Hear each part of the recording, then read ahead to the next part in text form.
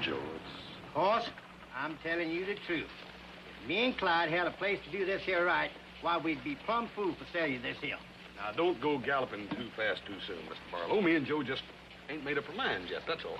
Like I just said, you Cartwrights that have the market corner, getting top dollar for hardly any work at all. Well, you fellas sure make it sound easy enough. I just don't know if Hoss and I are ready for an operation like this, son. Well, little Joe, I told you I was going to give you the instructions and all the paraphernalia you needed. Well, what do y'all say? What do you think, Joe? Excuse us, man. Sure. Y'all go right ahead and think it over.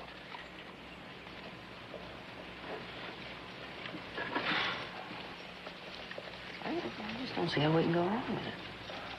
Well, I won't find nothing wrong with it, except maybe a few growls from Paul, but... Oh, no, I don't think so. Not when he finds out the kind of profit we're going to be making. Yeah, but, Joe, that's a lot of money. It's a lot of money, but you got to think big nowadays. Yeah. But $50 for two? All right, for two, but we're not talking about any run-of-the-mill thing. We're talking about two genuine Gerby Royals. They're not a dime a dozen. You're right. Looks like you and me made a sale, Clyde. I think we could have got more money out of him. You know, I believe you were right. I'm willing to take blame if you are. Let's go.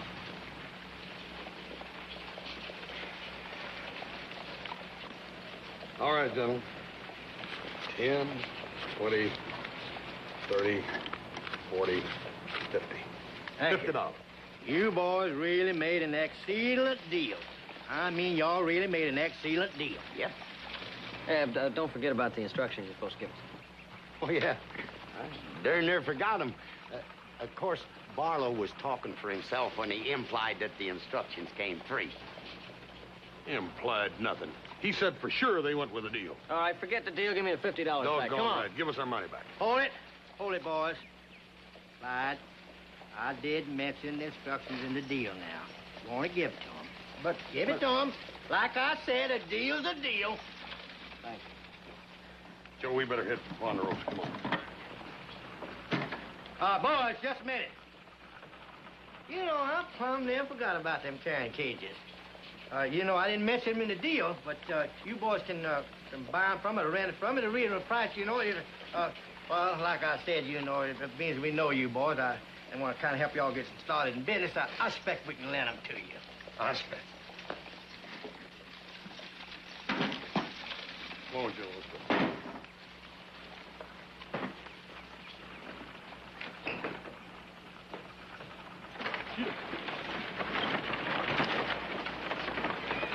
Barlow, tell me something. Where'd you dig up a name like Gerby Royals? Well, them boys give me $50 for a pair of rabbits.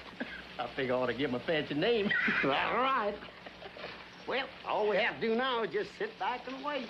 That's right, Clyde. Like I said, you stick before Barlow, and we'll be wearing nothing but pure diamonds.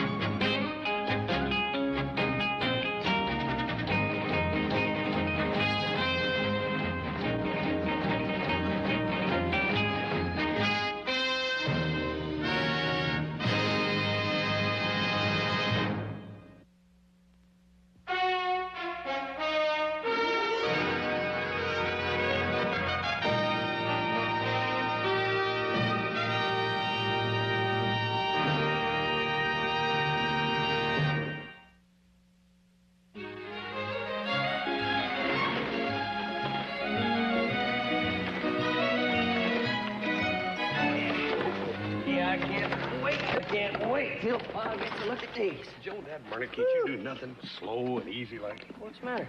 I mean, I don't think we ought to tell Paul right off. I think we ought to kind of sneak up on him like we left he's had dinner and got a full stomach, you know. Yeah, I think maybe you're right. Hey, you know, you read Pa pretty good, Hoss. Yeah, well, ain't easy. Took a long, long time. Here. Steady. Hi, Paul. Huh? Hey, yeah, have a good dinner? Not yet, but looks like I'm going to have one. No, Paul, these rabbits ain't eating rabbits. Me and Joe are on the ground floor of a really big money-making enterprise, Paul. Oh, yeah? Yes. Yeah, we're in a rabbit raising business. Oh, well, then I know I'm going to have plenty of rabbit stew around. No, Paul, like I say, these ain't eating rabbits. We ran into your friend, Clyde and Barlow. Two real nice fellas, and well, they sold us on the idea of raising rabbits for fur coats at $2 a skin. Clyde and Barlow got you started on this. I know we just got two little measly rabbits now, but you see, when Nellie here... No. It's Buck. I got Nellie over here. Oh, yeah?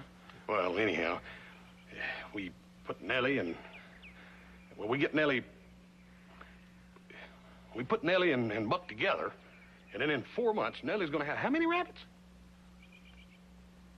Well, Nellie's good for probably, 10 rabbits. Then you divide, because they're not all the same. Then you have 5 times the divisional adjustment you've made Joseph. with an overhead. Joseph. But, yeah. You don't have to tell me how rabbits multiply. At $2 a head, too, Paul. $2 a head. Well, they top grade rabbits? Oh, are they top grade? Paul, do you know anything about rabbits? Anything at all? Oh, well, I know jacks and cottontails. Well, let me instruct you in the quality of rabbits. These rabbits, well, feel them. Just feel it. Feel his fur. Go ahead. Ain't that something? These rabbits, Paul, are genuine Gerby Royals. There ain't a half a dozen of them in the country, right, Joe? Right. Pa, we are going to put a fur skin, a fur coat, a whole coat, on the back of every woman in America. Every woman in America. You're going to be the rabbit kings of America. Well, I wish you a lot of luck in your rabbit enterprise. Thanks, Paul. Right. See you at dinner.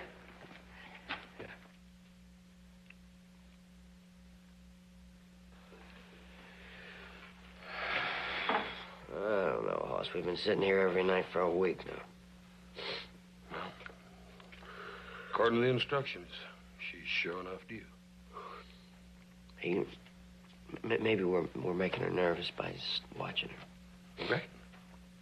I don't know. You know what they say? You can't make water boil by watching it. They say that. I think I'm gonna go to bed. You coming? No, I think I'll stay here and keep Nellie company a little longer. Good night. Good night, Joe. Good night, Nellie.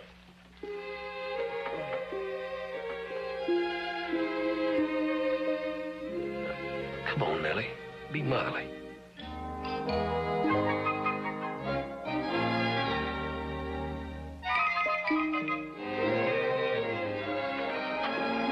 Hey, Joe, wake up. Wake up. They're here, Joe. Joe, wake up. Wake up. They've arrived. They're here. Say hello to him. Joe, Joe, come on. Our investment has now multiplied. Wake up. Multiplied. How many? Well, I didn't get a good count, but come on. Whoa, she gave us a good count.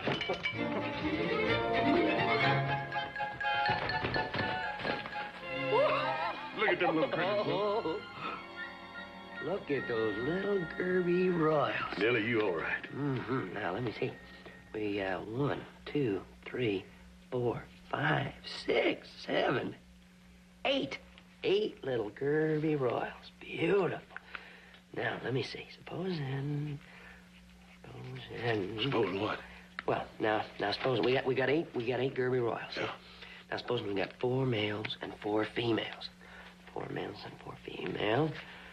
The way I figure it, before very long, we should have ourselves 50 Gerby Royals at $2 apiece. Oh, boy. Hey, Is it? Joe, you know, that's like an explosion, ain't it? Mm-hmm. I mean, like a rabbit explosion. Hey, wait a minute. Hey, wait a minute, Joe. What happens if them 4 he-rabbits turns out to be she-rabbits? Or the 4 she-rabbits turns out to be he-rabbits? And are she or he-rabbits? All of them are he-rabbits, or all of them are she-rabbits. What happens then? You figure it out. I'm on a bit.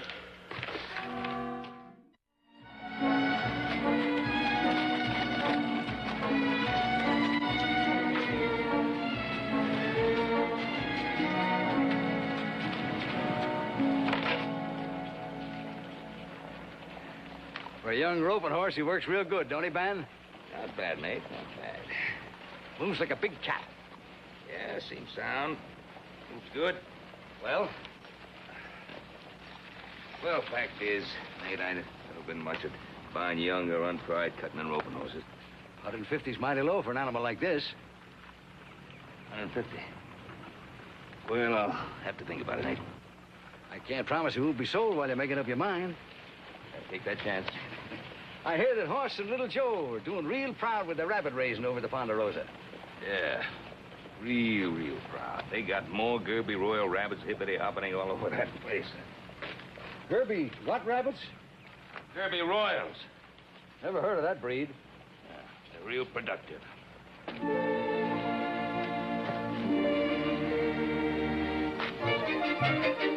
Ben! Yeah, we are going. Yeah,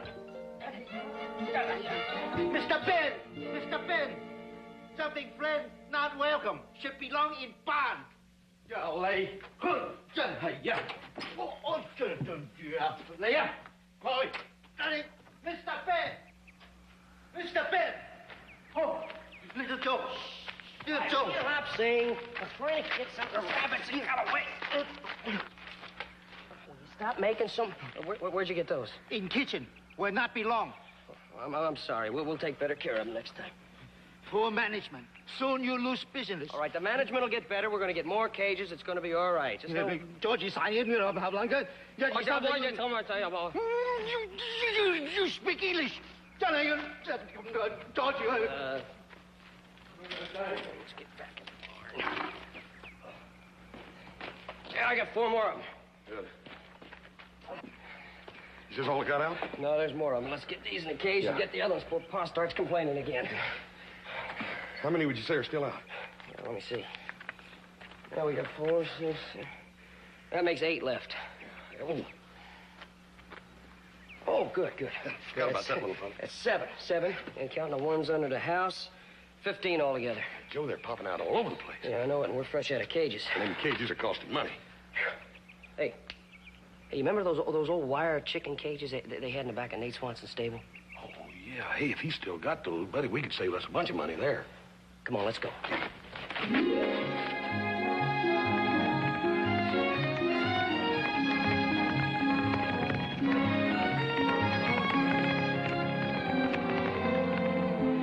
I'm sorry, boys, but like I said, old man Bryce bought them cages about a month ago. Well, reckon ain't nothing to do but me and Joe to build some more, that's all. By the way, I ran into Barlow and Clyde this morning. They showed me that contract they got with that outfit to Chicago. Yeah. True they'll take all the rabbit hides they can get? That's right. Me and Little Joe figured to put a genuine Derby Royal on every female in the United... Nate? Yes, Little Joe? Is this the horse Pa's been looking at? Sure is. Ben liked him, but thought I was a mite high on the price. Why? I was just thinking, Pa's birthday's coming up. That'd make a fine present. You're right, Joe. You sure would at that. 150 is yours. 150. We got most of our money tied up in that rabbit business. Settle for something less. Paul sure looked fine on him, though, wouldn't he? Yeah. Come on. Now, wait a minute, boys. Wait a minute. This rabbit raising kind of interests me. Now, if this rabbit thing gets a little too big for you, maybe you'd like a silent partner? You want to buy in? In a way. All but having my stable here in Virginia City, you could use part of it as a storehouse for your hides, and I could make them cages in my spare time for a third interest, of course. It'd take a lot more than that to get a third interest, Nate. Go on, Joe. Well, I might add a fine birthday present for you boys to give your pa. Sure. You just got yourself in a rabbit business, Nate. Congratulations, partner. Hey, he's gonna be surprised. Now, come on, don't be so skittish. I'll tell you, for a little fella that practically hand-fed by horse, little Joe. You sure don't cooperate much.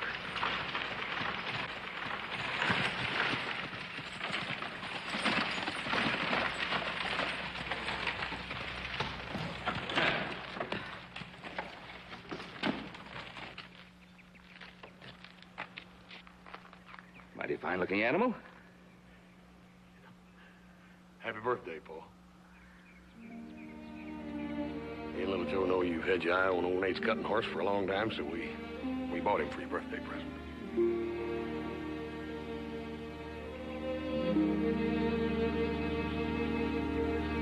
Son of a gun.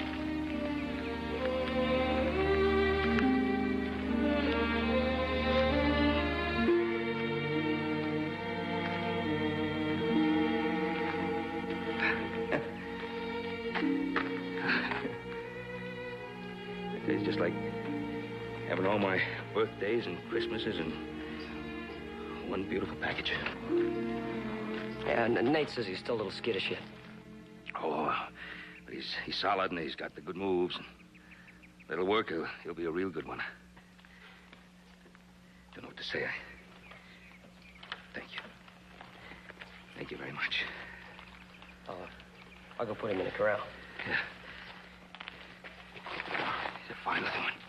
Glad you like him, Paul. Hope old Hop Sing's got something good to eat in there. My stomach tells me it's time to beam down. It is, eh? Well, you take this little fella and put him away, and I'll talk to Hop Sing and get everything ready. Right. Thank you, Hoss. Yes. Look at that. That smells good. If it's anything like as good as it smells. Boy, oh boy, oh boy. Hey, you know, we haven't had stewed chicken in a long time. Hop Sing, you sure outdid yourself tonight. Don't taste exactly like chicken, does it? More like, sort of like... Sort of like rabbit, yes? Yeah, like rabbit.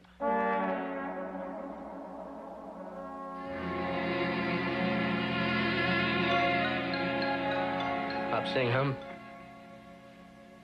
many rabbits did you put in that stew? 3. Fat one, little Joe. 3 fat one, little Joe. You know what that is? That's $6, Hop Sing. $6 worth of Gerbies. Mr. Ben figure you say that. He tell you, give him the bill. Mm-hmm.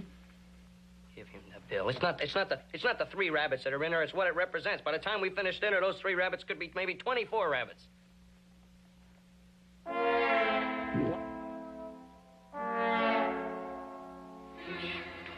Look at all those Gerbies. I got enough money now. I'm gonna eat them.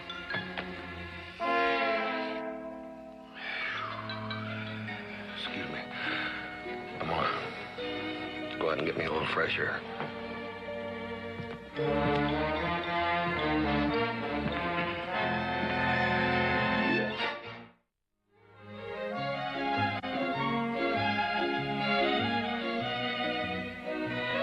Joe. Yeah. Look at this cute little fella. Hey. Woo. Pretty interesting markings, you know. Friendly little cuss, too, ain't he? Good pal. Excellent. Joe, Excellent. You have to do that. How many more like that one we got? If you're thinking in terms of a fur coat, you can forget it. He's the only one we got with markings like this. Oh, Dad burn it. You know, we could get 2 or 3 times as much money if we had some more like that one. Well, you just forget it.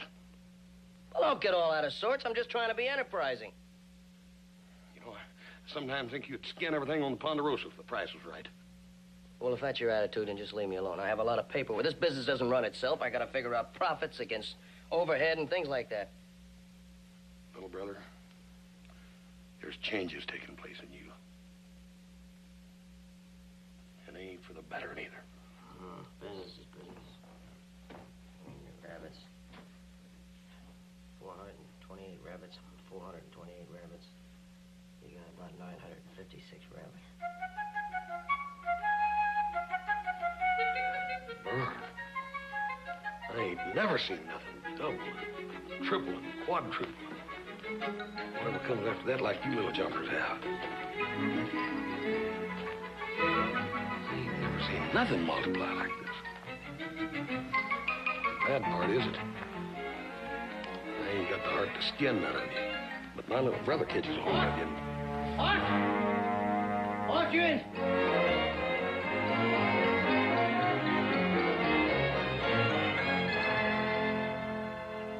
Look at all them plump rabbits. Just prime for skin. Look at here. What do you say, Hoss? Howdy, boys. I'll tell you, fellas, they're not really as prime as they look. No, they ain't. Ooh, look at here. Well, I think they need at least 2 or 3 more weeks, anyhow. Well, that's what you've been telling us all the time, Hoss. What's the matter? You got a better offer something? Don't you try to outsmart us, Mr. Hoss. It ain't that, Clyde. It's just that I just think they need a little more time. Them little Joe's feeling too, huh? Well, I reckon I know my little brother's feelings. Where's little Joe now? Oh, he ain't around, but like I said, I reckon I know his feelings. We come out here figuring you'd have a batch of skins, Hoss. I guess we took a ride for nothing. Them rabbits look pretty good right now to me, Hoss. Yeah, look, Mr. Barlow, I'll tell you what, you and Clyde, just don't fret none. Let me take care of everything, and I'll guarantee everything will be all right. Well, you're gonna have a batch of skins for us next week, huh? I should be able to. We're way behind schedule. Yeah, I know, Clyde, I know we are, and you and Mr. Barlow can count on me. I guarantee you that we'll have it all done. Well, that's what we're figuring on. Yes, sir. There's more ways than one of skinning a rabbit. Get up in here.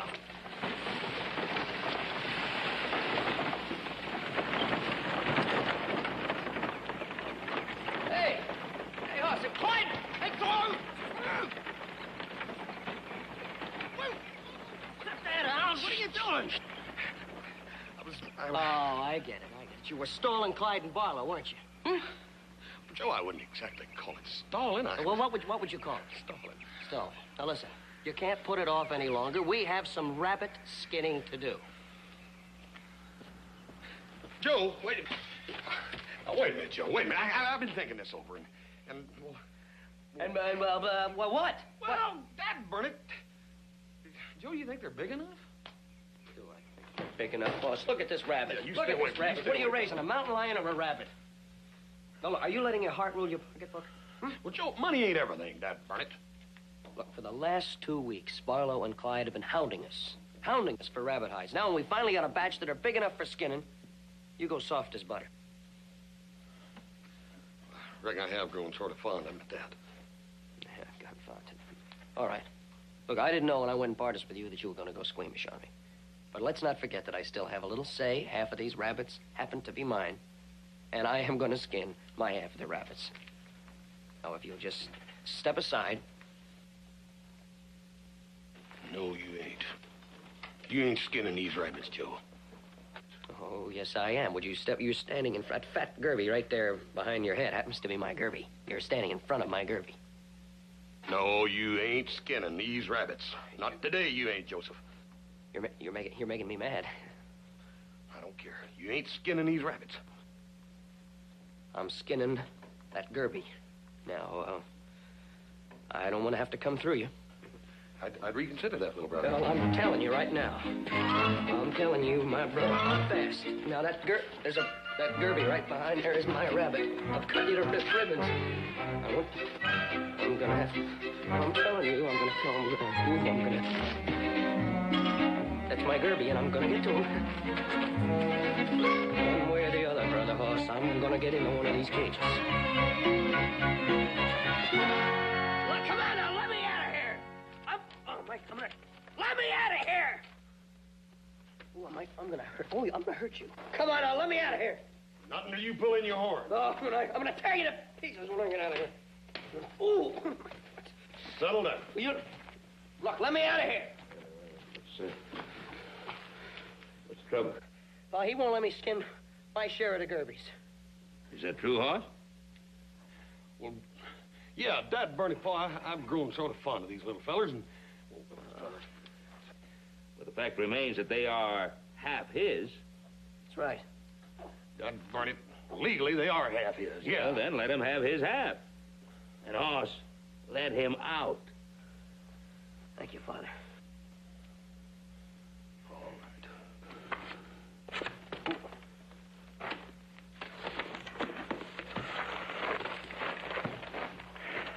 right. Straighten her. Hardened little criminal. Business is business, and that's all there is to it. Hoss, what must be done must be done.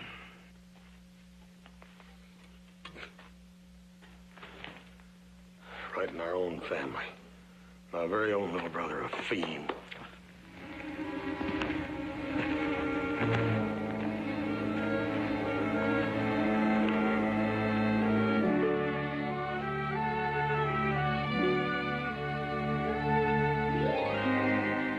I'll tell you this. If he skins more than his half, I'm gonna...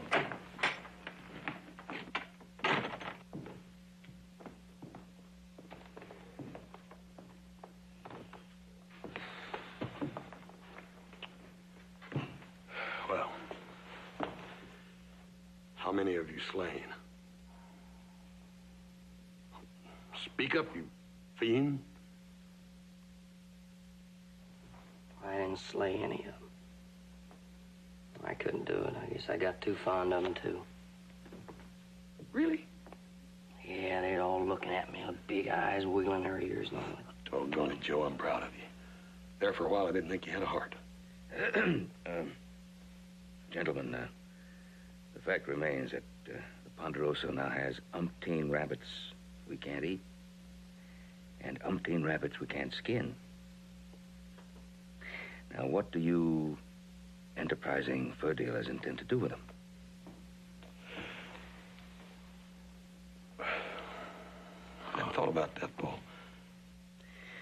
Well, I suggest you start thinking about it before those cute little ear-wiggling friends of yours take over the Ponderosa.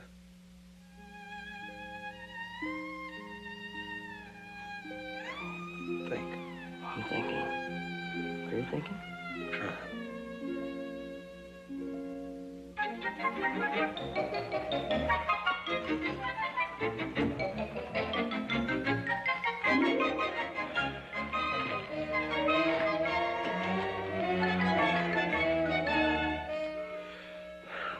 What do you figure, Joe? Huh? Well, we could turn them loose. No, can't do that. They'd overrun the ranch inside of 6 months.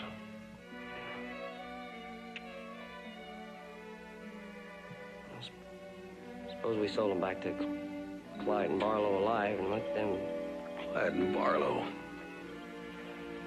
Yeah, couldn't think about this little fella as a fur coat. Gotta do something. Yeah, that's for sure. Paul ain't gonna sit still for long.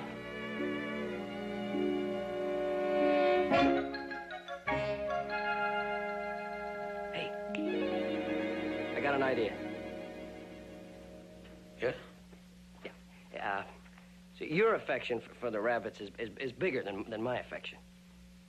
Well, I'm bigger than you are, Joe. Right. You're bigger than I am, and your affection is bigger. Yeah. So I'll give you my share of the rabbits. Oh, yeah. It's all right. Joe, you son of a gun. That's nice of you. Hey, What? we're in this together. Don't you pull that stuff on me. Oh, it was a thought. I had that all figured out just like that, yeah.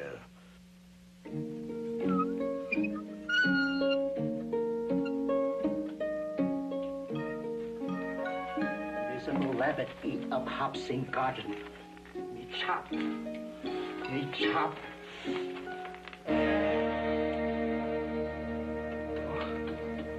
Little Joe, Mr. Hoss, me not want rabbit get away. Save you $2.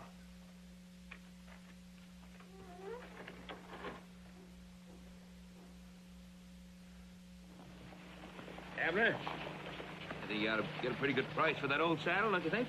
I have to, Ben. Yeah, you sound as if you've been had or something. Well, you wound me up awful tight when we was dickering. Hey, speaking of tight, I think the least you could do is break in this new saddle. Break it in? Well, I hope that saddle pinches and bites you for a month. Happy birthday, Ben. Ben? Me and Clyde just got in from the Ponderosa, and I'm telling them two boys of yours that done gone plumb loco. They won't sell us none of them rabbits. We got commitments on them animals. What are you gonna do about it, Van? Well, boys, I'd surely like to help you, but my hands are tied. Now, ain't this here something? Me and Clyde put them two boys in business, and now they done backed out on us. Well, you know how it is. When you own Gerby Royals, you just hate to part with them. Well, it don't make no difference. They're still only rabbits. You sure charge a mighty good price for them being only rabbits.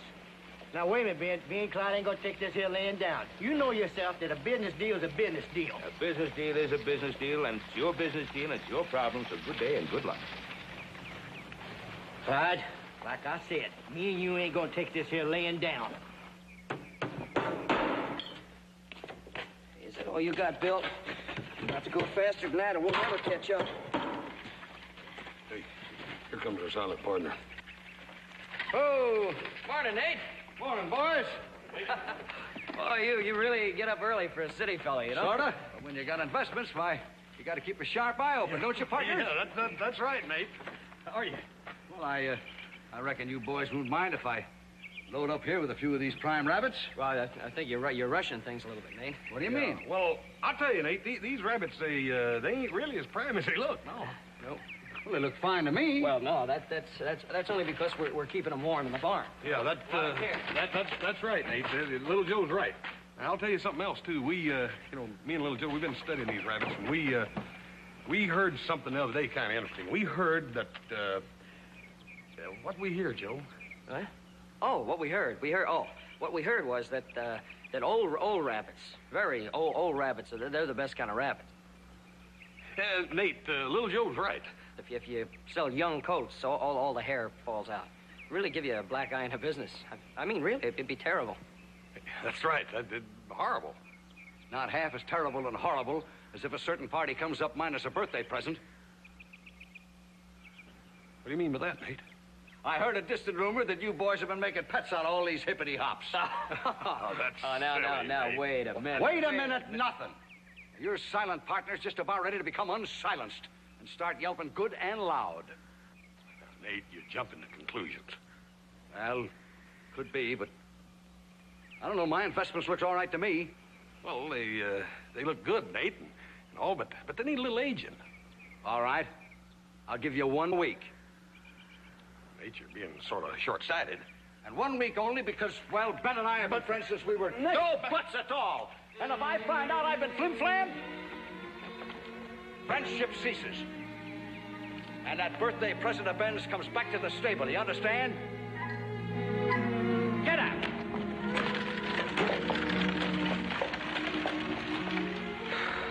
We gotta do something. We gotta float a loan or something and get out of our partnership with that fiend. There's just one thing wrong with this whole situation, little brother. What's that? Well, our friend, the fiend there, Nate, is right. Business is business. Yeah, but the rabbits, we can't see. Hey, here comes Paul.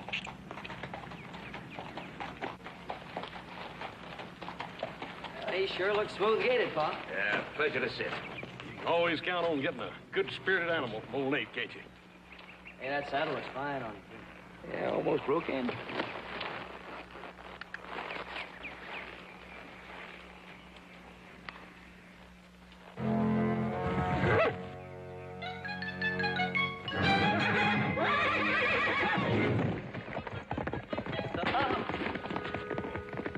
Pa, you all right? Take your hands off me. Take them off. Don't touch me. That was the last straw, the very last straw. Do you get rid of those long-haired, long-haired rodents? Get rid of them. And go get my horse before you run from here back to Virginia City. Do you hear me? Yes, hurry up now. On the double. Get.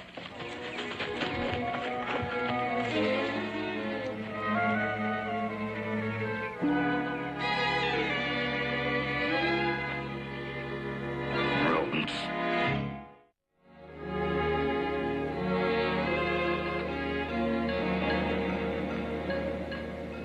Boys missed dinner. Must be chasing new horse long way. Yeah, they'll hang tough after that horse. Empty belly sometime good lesson for soft heart. Yeah, Miss a meal or two, it might even sharpen their business senses, I'm saying. Good night, Mr. Cartwright. Good night.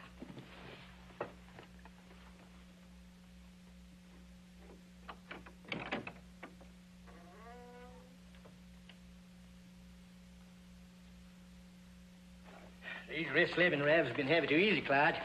We got to put a lot more in a crate, or else we're going to run out of crates. Not so loud. I still got some rock salt in my bottom from when I was stealing chickens when I was a kid. You're getting more like an old lady all the time. They already done gone to bed. Now, come on, get in. Let's get these rabbits out of here. You don't have to talk so loud. Well, I got to get these rabbits out of here. You talk too much.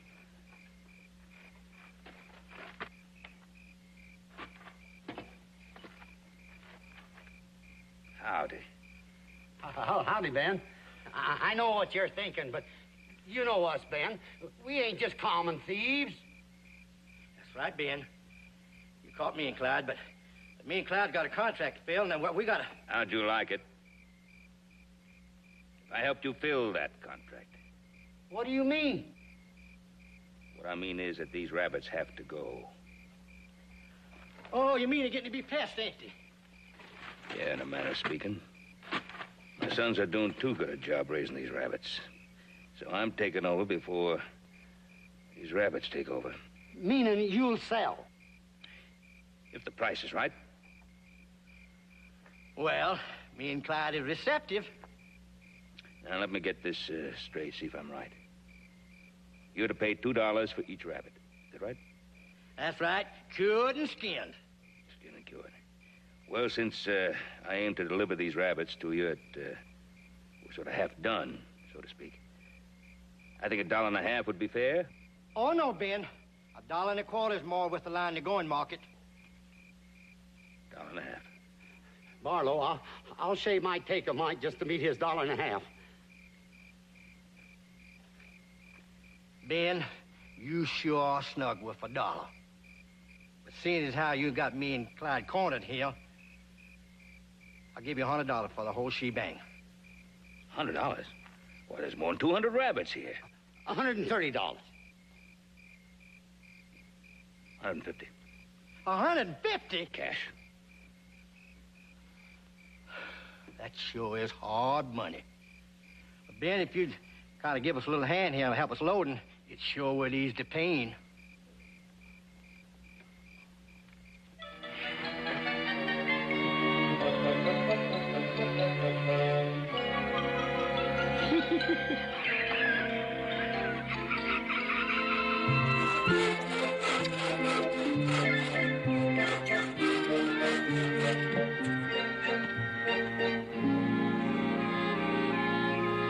Howdy, Nate.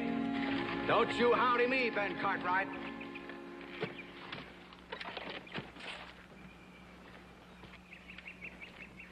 Nate, you sound a little out of sorts. What's trouble? Trouble?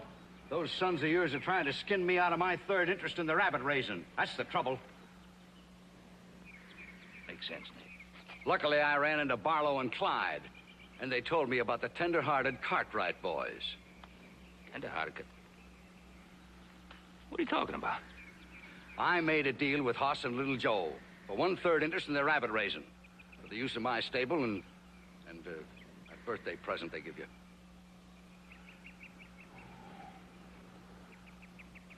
Well, that sure puts a new light on things, doesn't it? It sure does. Now, if that little horse is in good health, I'll just take him back and charge a day's rental. Fair enough, Ben? He's in the stable, isn't he? Nate, you told me you'd sell me that black for $150. That was my price. Well, I guess it's a deal, then. You got time for a cup of coffee? Obliged, Ben, but I got the missus watching the stable while I'm away. And her hay fever, oh, it kicks up something awful if she has to stay there too long. Well, I sort of caused you all the trouble, Nate. Oh, reckon there was no harm done. Bye, Ben. Bye, Nate. Come on.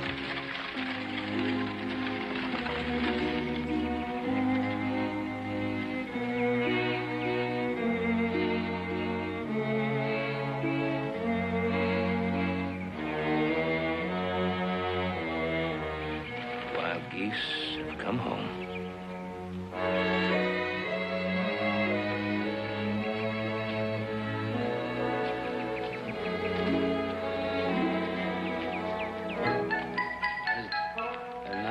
a scratch on him.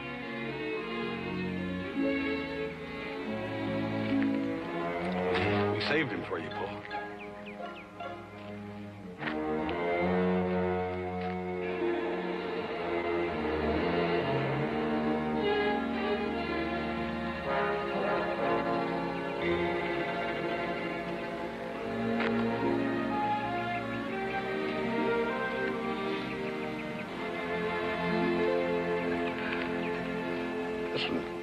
This one ain't even got a scratch on it, Paul. Where's the rest of the saddle? Well, you were right about one thing. That horse is quick as a cat. Well, Yeah. you know horseback. Where sure is do. the rest of the saddle?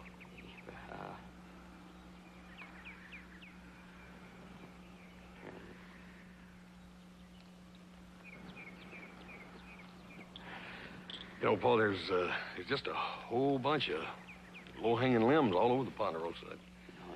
And the brush. Remember the brush? Oh, You couldn't cut it through it with an axe. Rocks and boulders and... I had that saddle for 3 days. You know, Paul, that horse tried to go through places that a worm couldn't get through. Had that saddle almost broken in. The bridle's in good shape. Yeah, take a look at that bridle. That saddle cost me $100.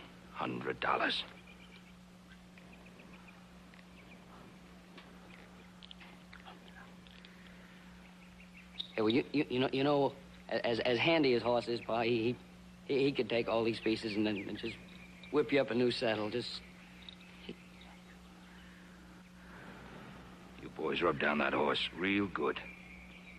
Yes, sir. I'll see you two in the house. Yes, sir.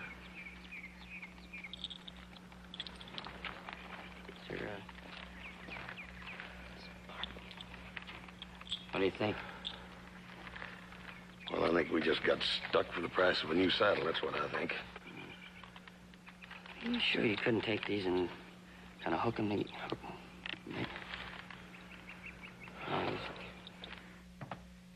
Well, see boys find way home.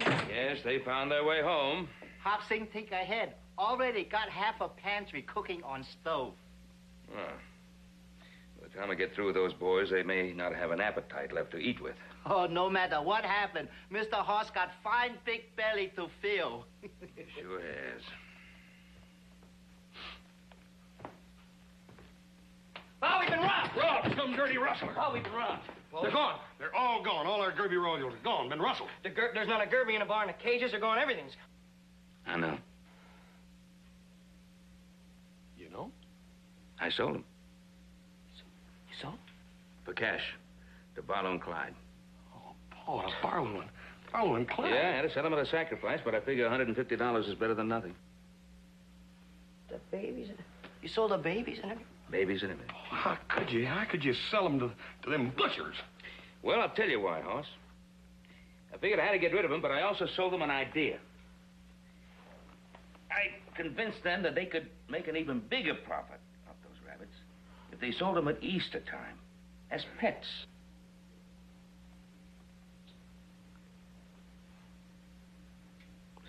Pets? You mean alive? Well, of course alive.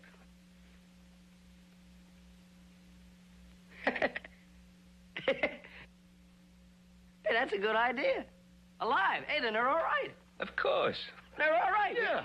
The rabbits are all right. We made got $150. Yeah. Not quite. You see, I figure that your rabbits were really responsible for ruining my brand new $100 saddle. Now, you're not going to mind paying for it, will you? $50. Where's profit? The profit, right? $50. We'll take it. Not quite. See, Nate Swenson was here a little while ago. Does that ring a bell? Nate Swenson? I gave him the $50 for the horse. Wow. So we broke even. The rabbits are all right, and we broke even. We couldn't ask. Not quite. See, the horse was really $150. I gave him your 50, and I had to add another $100 out of my own money for my birthday present.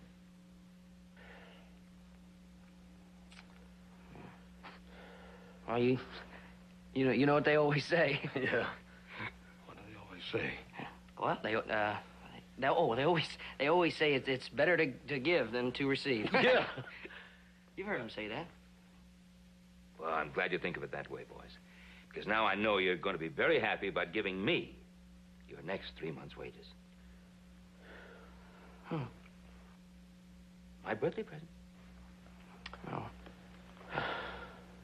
Happy birthday. Yes, happy birthday.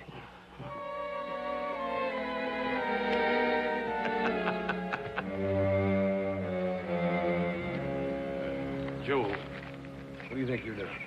Oh, I was just going to try Pa's horse out a minute. Joseph, that's a brand new saddle, $100. Well, I know it's a brand new saddle, $100. I'm going to break it in a little bit for Pa. Don't you worry, brother. Don't you worry.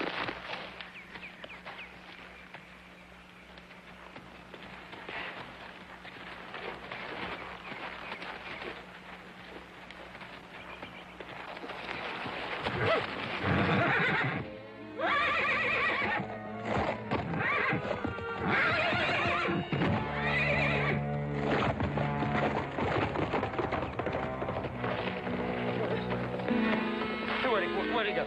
I'll give you one big jump and guess which way. Oh, no. Get it!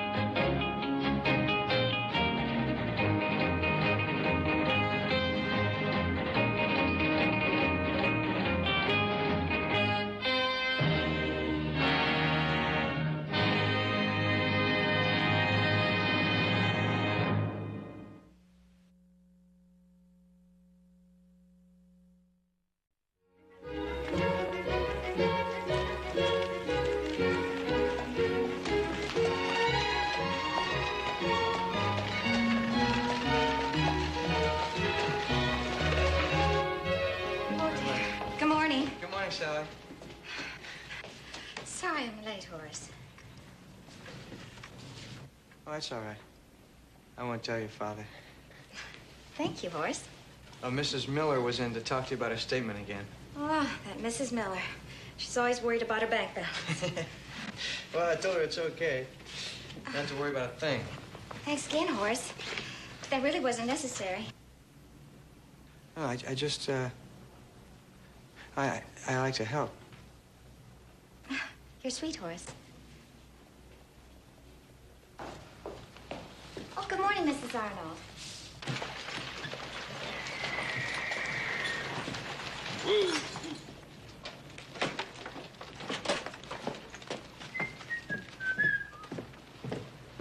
I should be finished at the bank by the time you finish loading. Are you in a big hurry to get back to the ranch? No. Oh, well, I'll just tag along with you then. I've got some business at the bank. Fascinating world, the world of finance, isn't it? Yeah. I'm glad you're taking such interest, Joseph. What would you say if I told you I was planning to make a long-term investment? I think that'd be fine, Joseph. Just fine. Sally, for the third time this week, now this is a bank. Now, banks do not make mistakes. Will you add these figures again? And this time, try and do it right. Oh, dear. Don't tell me I made a mistake again. Yes, you made a mistake again. Sally, don't you ever think? Excuse me, Mr. Bristol. I want to explain about... Later, Horace. Now, Editor, would you add those Oh, figures? you see, it wasn't her fault here. I added that. Well, all I can say is that you are a remarkable young man, Horace. Not only do you add incorrectly, but you managed to do it in Sally's handwriting.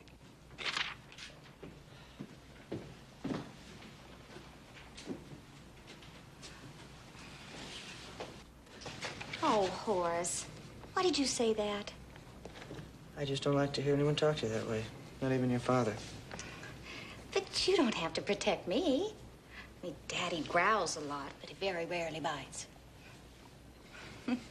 Well, I still don't like to hear anyone talking to you that way. Sally? Mm-hmm. I've been meaning to ask you about the dance tonight. I'd like to know.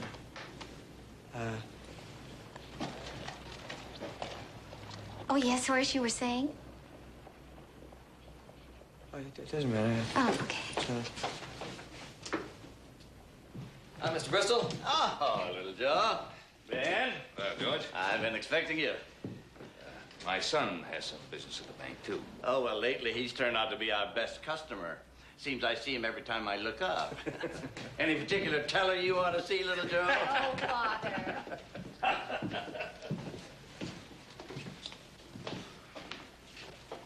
Dinner at our house and then go to the dance. I think we'll have a little surprise for them. From the looks on their faces just now, I feel they already know. Yeah, but not about the ring. Oh, Joe, it came. Yeah. Yesterday from San Francisco. Oh, it's beautiful. Not as beautiful as you are. Oh, Joe, not here. Daddy might see. That's all right. I want the whole world to see.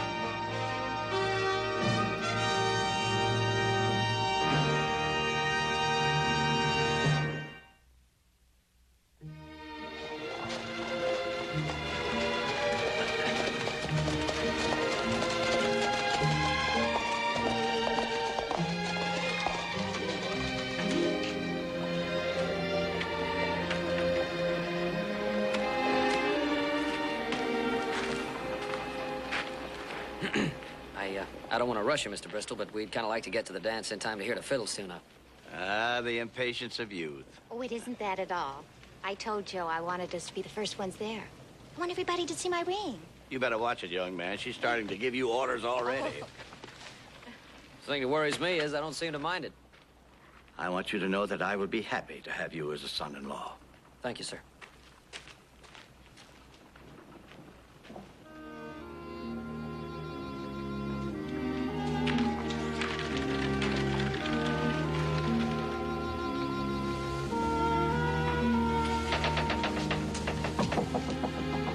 Come in. Oh, it's time to get ready, Horace. The dance will be starting before long. Yes, I know. I brought you a little present. I couldn't help but notice that your shirts were frayed. This is one my Jimmy bought and never did wear. It'll fit you just fine. Well, thank you. Oh, But, no thanks necessary. Well, it isn't hard to figure out what girl you're going to ask to the dance. Squiring the prettiest girl in town, you want to look your best. I didn't ask anyone. What? Work right next to Sally every day at the bank and you didn't even ask her? No. I don't even think I want to go. Oh, now, Horace, I won't listen to this kind of talk. You are too going. Oh. My Jimmy was shy, too. Of course, not for the same reasons you have. Losing your parents before you hardly knew them. Please, Mrs. Oh, Cutler. my Jimmy. Just thinking about talking to a girl would make him swallow his tongue and turn beet red. But he got over it. Before the diphtheria hit him, why, he could just walk right up to anybody and just any time and talk to them. Bold as a brass band. You can too, Horace, if you try. Thanks for the shirt.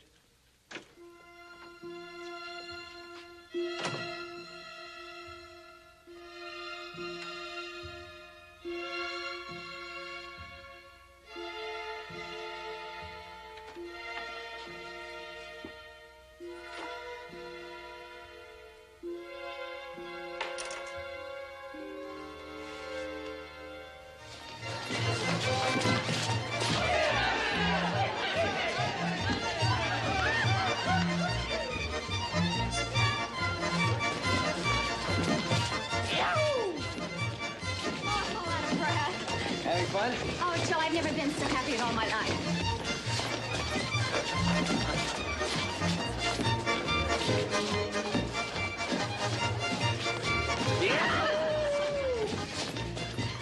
Oh, thinks he having himself a time. Oh, he sure does. Look at him now.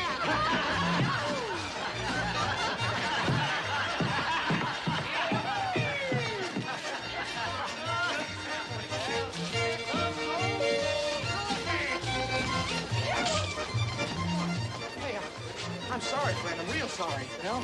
You all let me help you with that, huh? All right. God, sorry. Okay? Hey! What happened to the music? Let me get you some punch? Yes, please. I'll be right back. Hey, Cliff, what happened? You lose your partner? Ain't it something? I just can't understand it. I can't either, Cliff. Sally Bristol. I declare. Hey, what you doing? Sitting all here by your lonesome, huh? Joe went to get me some punch. Hey, Sally, you don't want to just sit here and wait. Huh? Now you can dance and wait. Come on, Miss Sally. Let's go. Huh? No, Cliff, Rudy, stop your fooling. Oh, come on. Little Joe, he ain't gonna mind, huh? Leave her alone. Hey, hold on there a minute, old friend. Come on, Miss Sally, dance. Come on.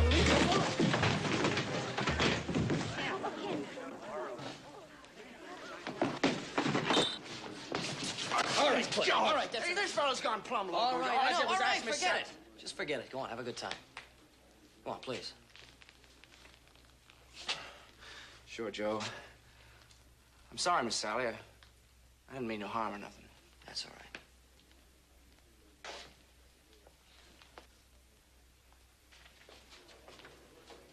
Oh, Horace, you silly. Why did you do that? Hey, you really didn't mean anything by it, Horace.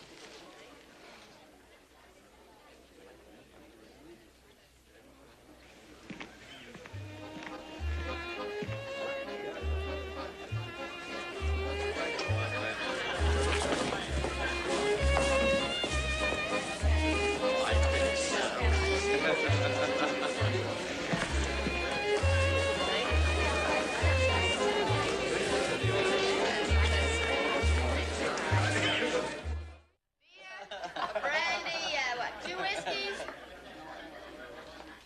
Hey, Joe, 2 whiskeys and a beer. Right. May I buy you a drink? I want a brandy. Ain't got no brandy. Can I buy you a drink, please? Hey, there ain't no brandy. Okay, make 3 whiskeys. I just want to talk to you, that's all. There you are.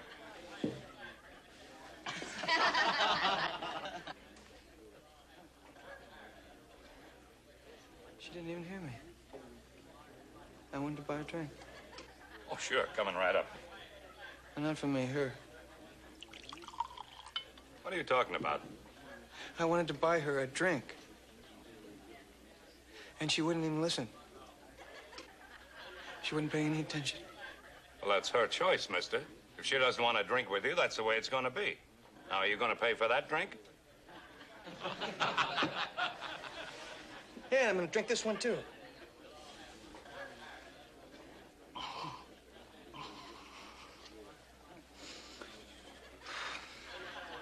Well, give me another one.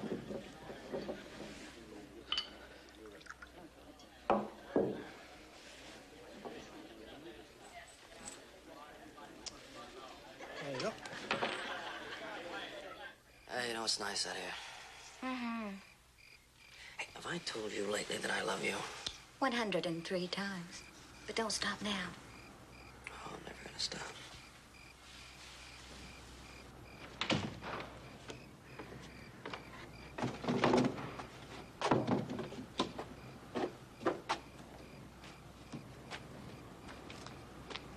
Joe, that's Horace.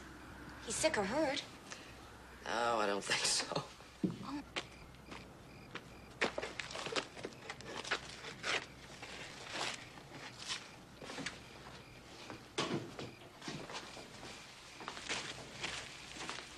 Hey, Horace, looks like you're having a pretty rough night. Oh, Horace, look at you. Horace, I'm ashamed of you. I never thought I'd see you in that condition. Hey, come on, Horace, let me give you a hand. Yeah, I'll help you home. You keep away from me! Horace!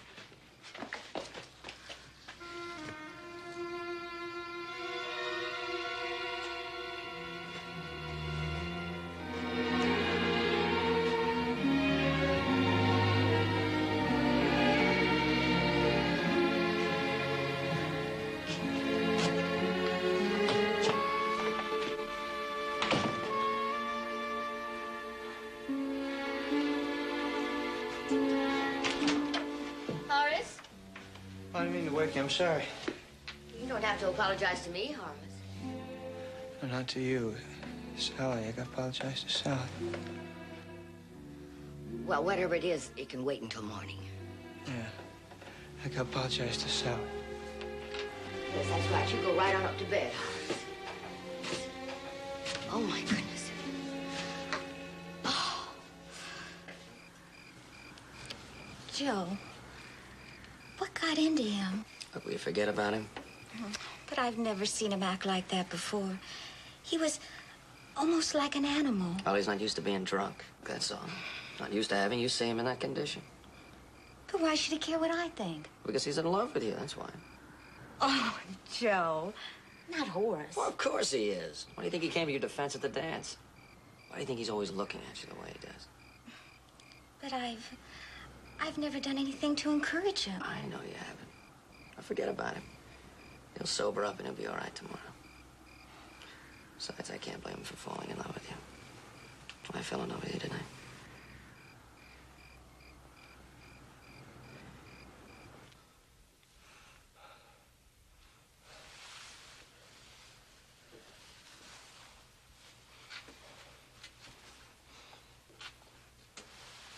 Sally, I want to apologize. I wouldn't hurt you for the world.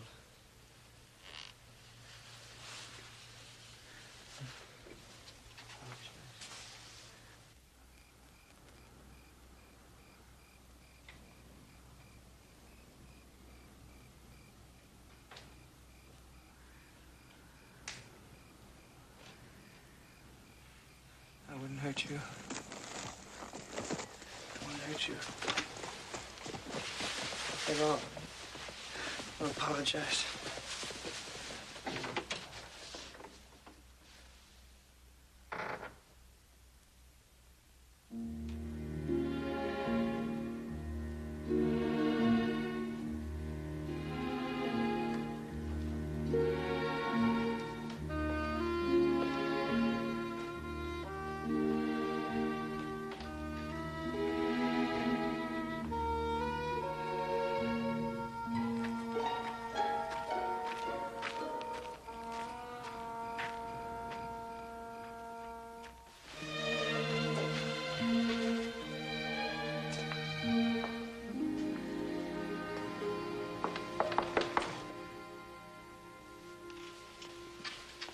Yes, who is it? It's me.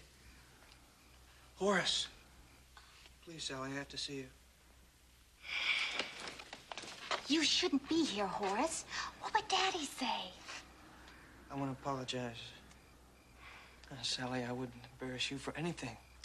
Oh, Horace. No, if you just knew how I feel. Every day and every minute is a... I don't want to hear it, Horace. Don't say another word. Just go home. You must know how I feel, because at the bank you're standing so close to me every day. And the way you look at me. Horace, I was just being friendly. It never meant any more than that. I love you, Sally. I have from the very first minute. Go home, or I'll call Daddy. Now, see, I can talk to you now. For the first time. And I know what I want to say. And you gotta listen to me. Shh. Sally? What's going on down there? Horace, I'll scream. No, don't scream. Don't. Oh, please, don't. Don't.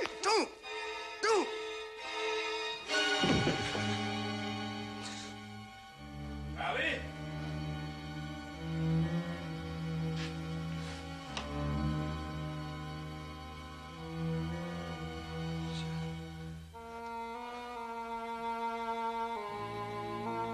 Sally!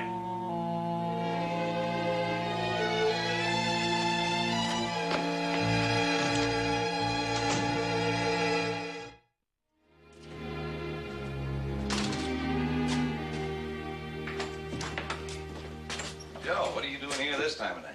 Where is everybody? Who's minding the store? I went for some coffee. You got any objections? No, I don't have any objections, but what happens if somebody walks in, steals the place while he's gone? Where's Roy? You went to Carson City. Carson City, my pa's best friend, and he's gone when I need him the most. What's the matter? You rob a bank or something? No, I didn't rob a bank. I'm getting married. I wanted to invite Roy to the wedding. Well, Well, I guess it won't hurt you to wait a couple days, will it? Mr. Bristol, what's the matter? Clem, she's dead. What are you talking about, Mr. Bristol? My Sally. She's dead.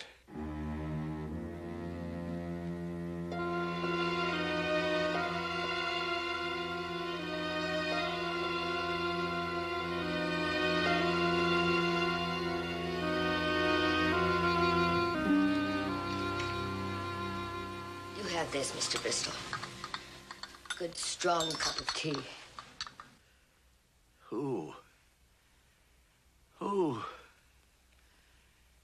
Who'd do a thing like this? We'll find who did it, Mr. Bristol. We'll find him. Joe, listen to me. Are you sure you've told us everything? Look, Joe, I don't like doing this to you. I'm just trying to narrow it down. The time element clears you. When Mr. Bristol found Sally, you were in the office talking to me. I just want to know if you can help in any way.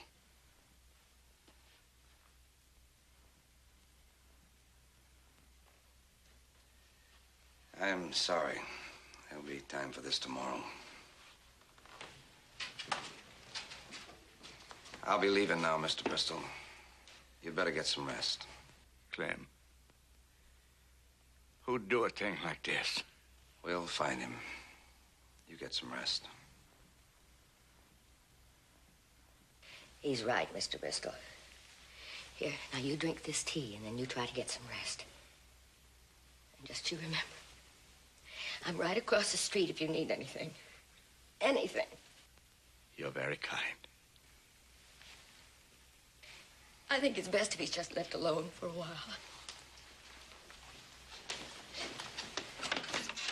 Oh, I just can't believe it. I just can't. Lovely girl like that. Oh, I'm afraid of what this is going to do to Horace. Working with her the way he did. He was so fond of her. And she was so kind to him. Oh, poor Horace. Good night, Mr. Bristol. Joe. Horace. He just might.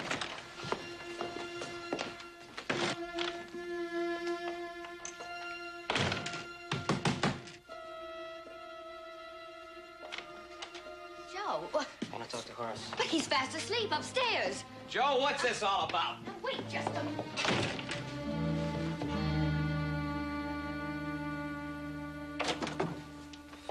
Horace. Horace, come on, wake up. What? Wake up. What? Sally is dead. What are you talking about? Sally is dead. Do you know anything about it?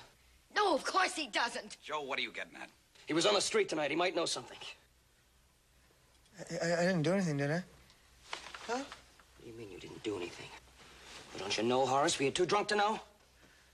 I'm not used to drinking that much. I didn't even take off my clothes. Horace, listen. I won't have you persecuting this boy this way. Look, I'm not persecuting him. I'm trying to get some answers. You just slow down. You're just imagining things. Why, Horace was right here in this room when this terrible thing happened. I talked to him when he came in. He could have gone out again. He couldn't have without me hearing him. You heard what Mrs. Cutler said. Horace couldn't have had anything to do with it. He was right here all the time.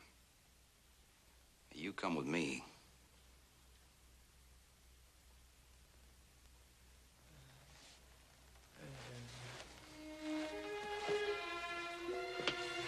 How could they even think you could do such a terrible thing? No, I'd never hurt my Sally. Of course you wouldn't.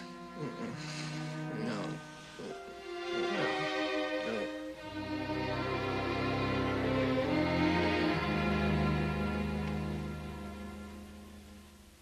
I still can't believe it, Ben. Even now, I can't believe it. I know. Something we could do to help. How would you like to come out to the ranch for a couple of days? Thanks, Ben. Joe, this was her Bible. She'd want you to have it.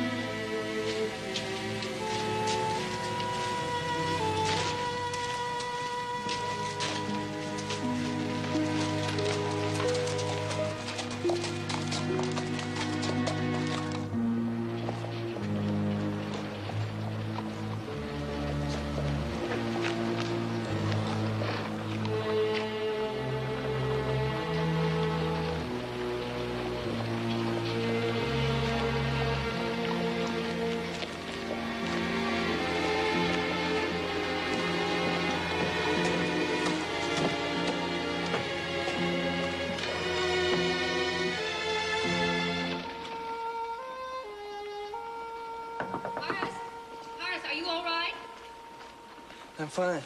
Just fine. May I come in for a moment? Yes.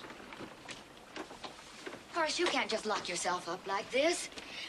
Oh, I know how you feel. Well, those people down there, they keep looking at me. They keep watching this window. Poor boy, you poor, poor boy. What they're putting you through. Why do they think I killed her? Well, don't pay any attention to them. They can't hurt you. You know you're innocent, and so do I.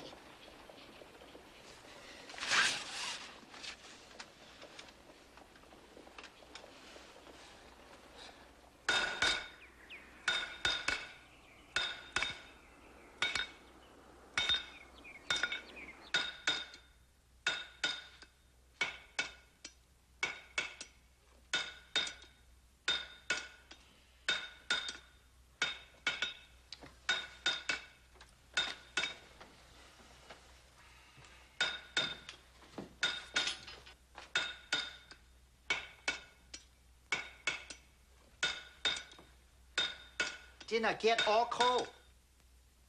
Little Joe not come in yet? You keep something warm for him, Hop Sing. I'll talk to him. All right, Mr. Ben. Hop Sing feel very sorry for little Joe. I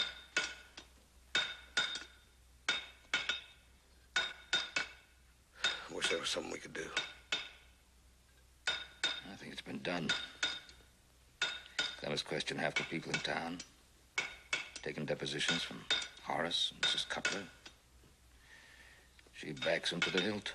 It's like he's in a daze, a constant hammering. There's just some way we could reach him. I know.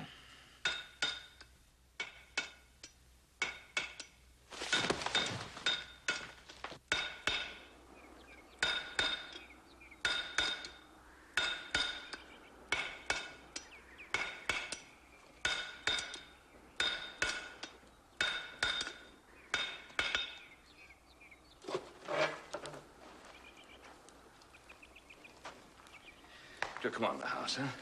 Got Hop Sing keeping some warm food for you. I don't want anything, Pop. Joe, I just can't stand by and watch you tear yourself apart this way. He knows something, Pa. I'm sure he does. Maybe he even killed for himself. Joseph, you mustn't say a thing like that. You mustn't. Mrs. Cutler swore an affidavit that he was in his room. She could have been wrong. She could have been asleep. It was late. What reason would Horace have had to do such a thing? I don't know. I don't know, but you didn't see him that night. It's just the way I feel. The way you feel? You accuse him of... because of the way you feel? You realize that if you weren't in the sheriff's office when this thing happened, you might have been a suspect yourself? You'd have been accused yourself of this thing? On the same kind of circumstantial evidence that you're trying to build up against Horace? Joseph, that's why we have laws. The law says a man is innocent until he's proven guilty beyond the shadow of a doubt. That's what justice is about. Son,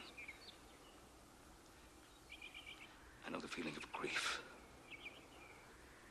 The loss of someone you love. I know it very well.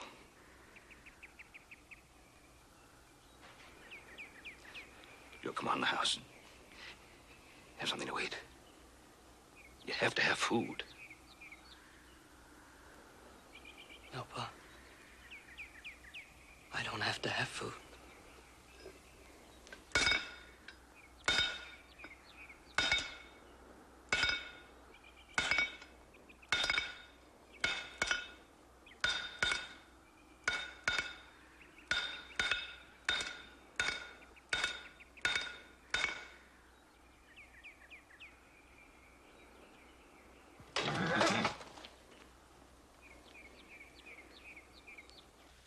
Did you do any good? No, I couldn't get through. Not the mood he's in.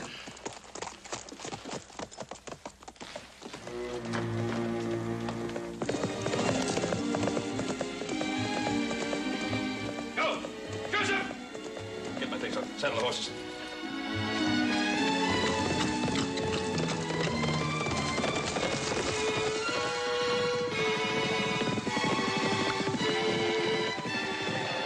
All right, well, what do you need? waiting for?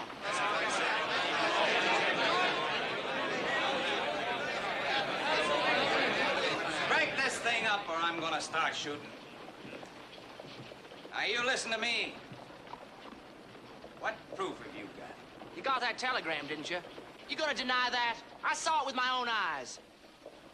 You know what that telegram said? Horace Perkins, he was picked up for the murder of a girl over in Mason City. That's a lie! That's a lie!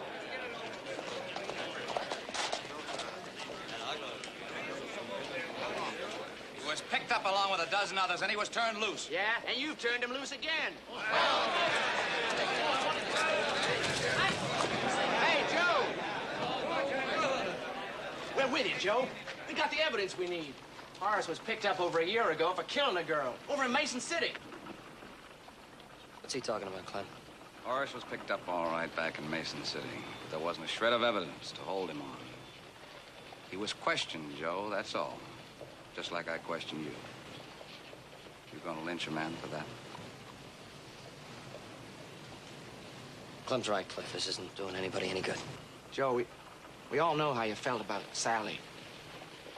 We're just trying to help you. I know you are, Cliff, and thanks. Best way you can help me now is to go home. Look, all of you, I know how you feel. But I'm the one who's most concerned, and I'm asking you to go on home. Please.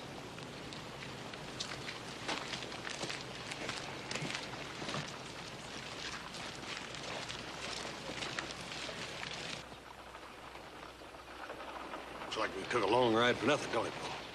Sure does. I don't know why we were so worried. Well, we got work to do.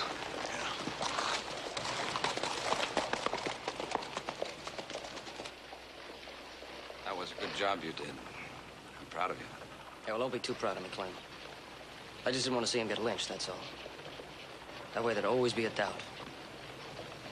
As soon as I know Horace is the one for sure, I'll see he gets what's coming to him.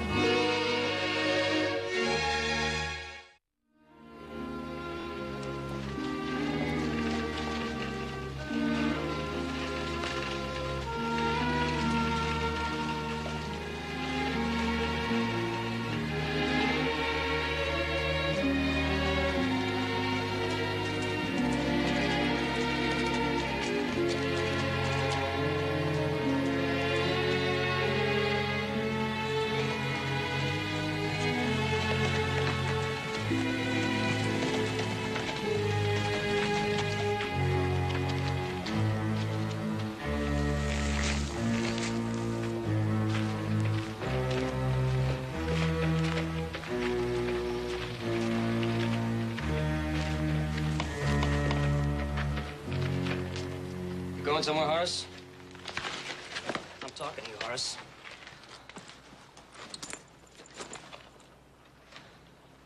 Bedroll, clothes. Looks like you're running out. That's the way you left Mason City? That's none of your business. When I stopped Cliff and his friends, I made it my business, Horace. You're not gonna run out on me. I said you're not running out. We're gonna go down and talk to the deputy. You got some explaining to do. Sam, take his horse. Sure.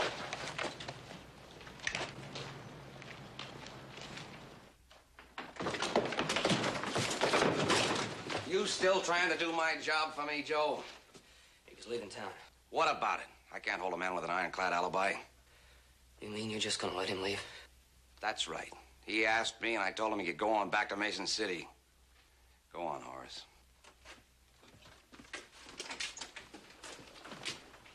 Scared bank clerk. Doesn't look like any killer I ever saw. How many times do I have to tell you that scared bank clerk acted like a madman the night Sally was killed? I know you've told me, but nobody else saw it. No, just Sal. Look, Joe, I'm doing every single thing I can. I've questioned half the people in this town, and sooner or later I'll find out who did it.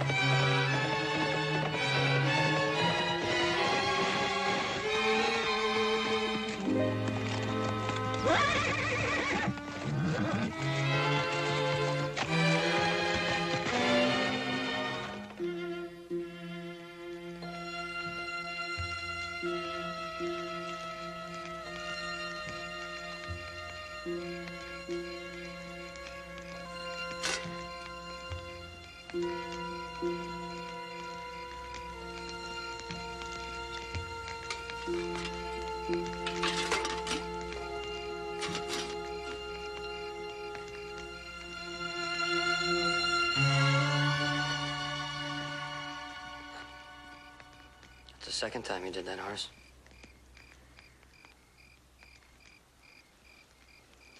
Where did you come from? I've been right behind you, Horace. I wasn't gonna follow you at first.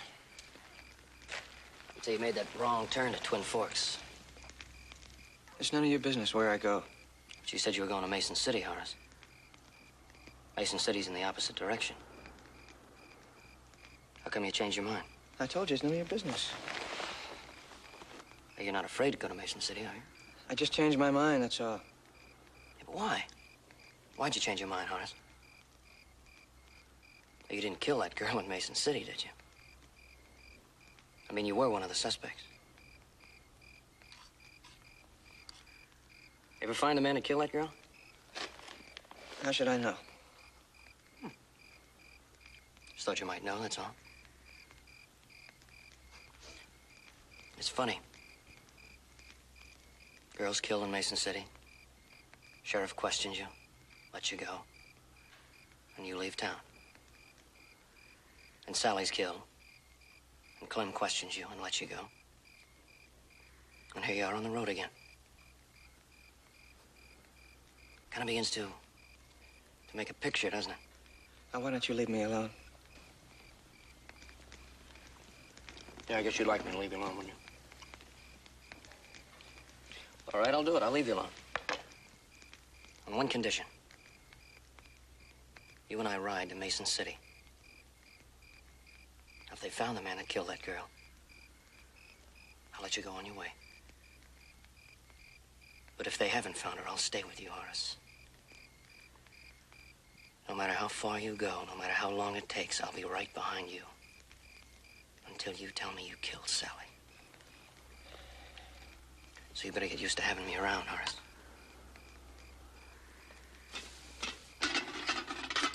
All right, you leave me alone.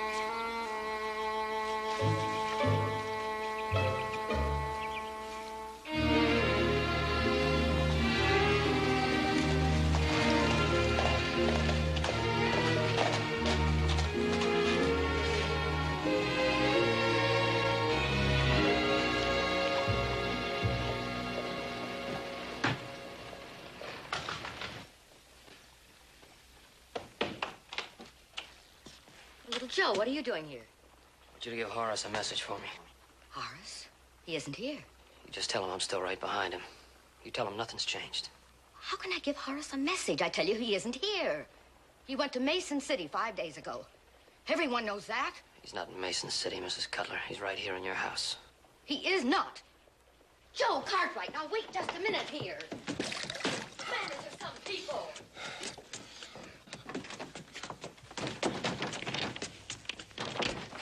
I told you he wasn't here. Unlock the door. Well, it isn't locked. It can't be.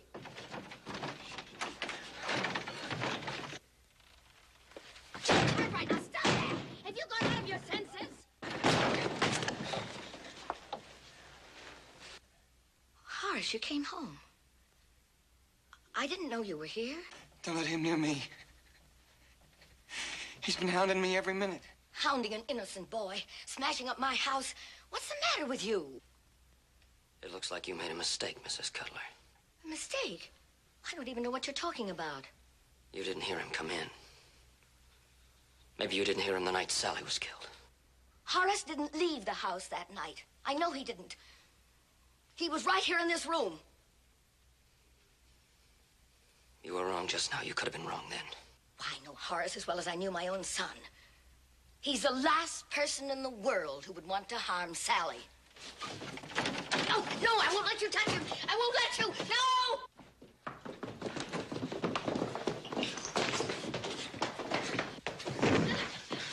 Come on, Horace. No more running. Come on, sit in the chair. Horace, did he hurt you? Now, for the last time, will you leave him alone? We were talking about mistakes, Mrs. Cutler. There wasn't any mistake. You're he sure? was in his room. You're sure I'm of that? sure, yes, I'm sure. Well, what about just now? You didn't even know he was in the house. Now, why are you trying so hard to protect him? Why? Because he has no one else.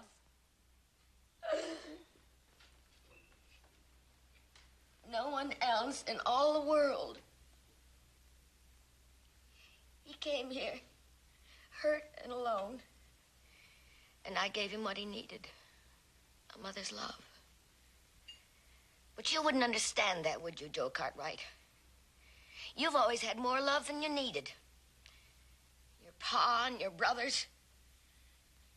You wouldn't know what it's like to be alone and hurt.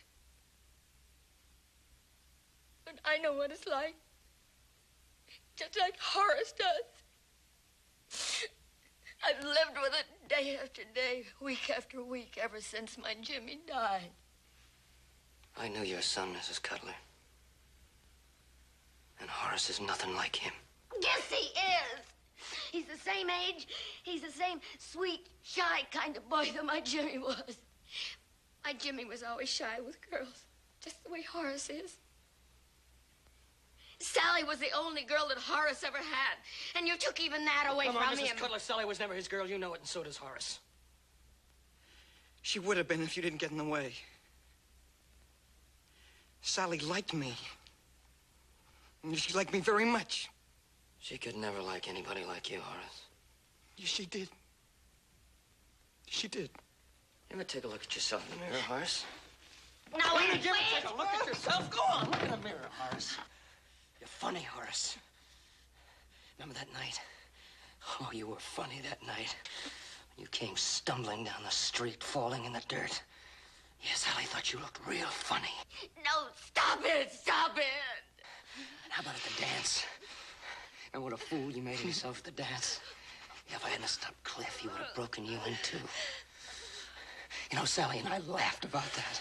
Stop it, stop Stay out of this. Stop torturing I told you to him. stay out. Stop Sally it. and I laughed at you a lot, Horace. No, no.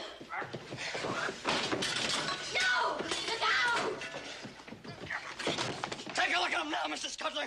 Is that your son? Is that your Jimmy? No! Like you killed Sally? I didn't mean to do it!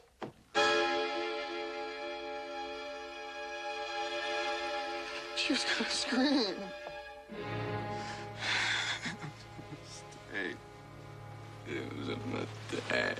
It was a It was a mistake.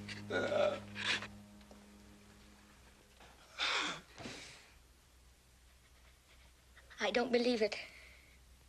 I didn't want to believe it. I thought he was like my Jimmy. Don't leave me. I need you. Please.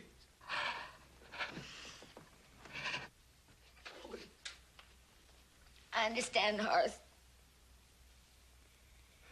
I'll be near. And I'll help you. I'm sorry, Mrs. Cutler. Let's go to the sheriff.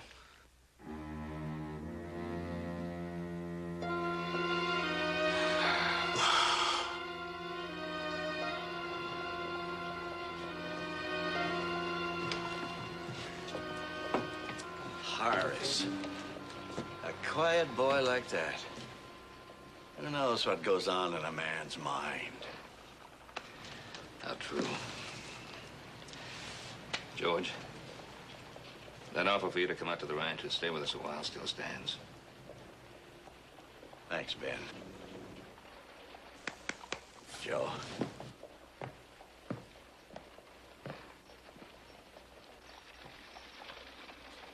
When I first found out Horace was the one, I wanted to kill him. Now all I can feel for him is pity.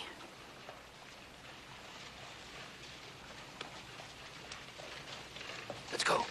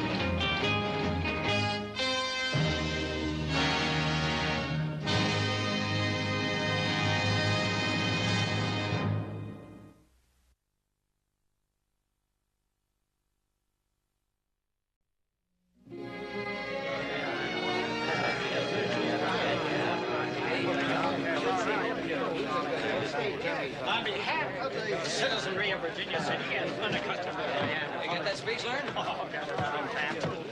On behalf of the citizens of this great city. Here she comes.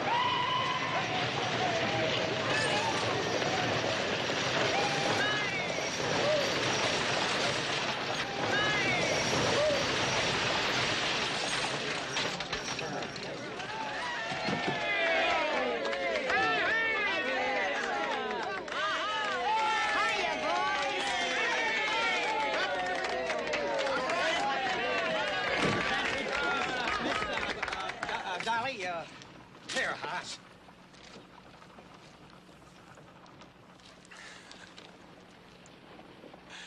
Well,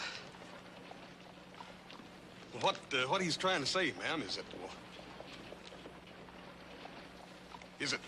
what we're all trying to say is that we're just might have to have you here, ma'am. Thank you each and every one. I have enjoyed Western hospitality in every city, town, and mining camp from Furnace Creek to Carson City. But never have I had such a warm and touching and beautiful welcome as I have received here in Virginia City today. Well, thank you,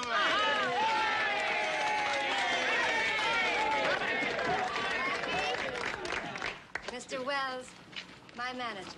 Mr. Wells, Roy Coffey's my name. Mighty glad to know you. This is Hoss Cartwright, Little Joe Cartwright, and Mr. Sissy, the hotel man. A splendid, splendid reception.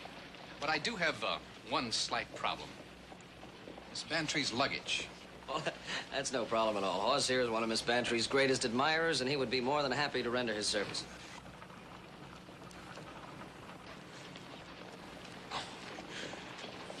Yes, ma'am. I sure would. Thank you. Thank you again, and I'll see all you boys tonight at the Gilded Lily.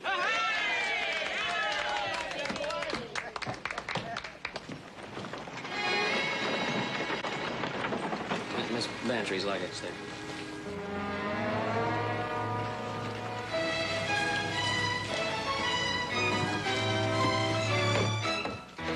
Get up, admirer.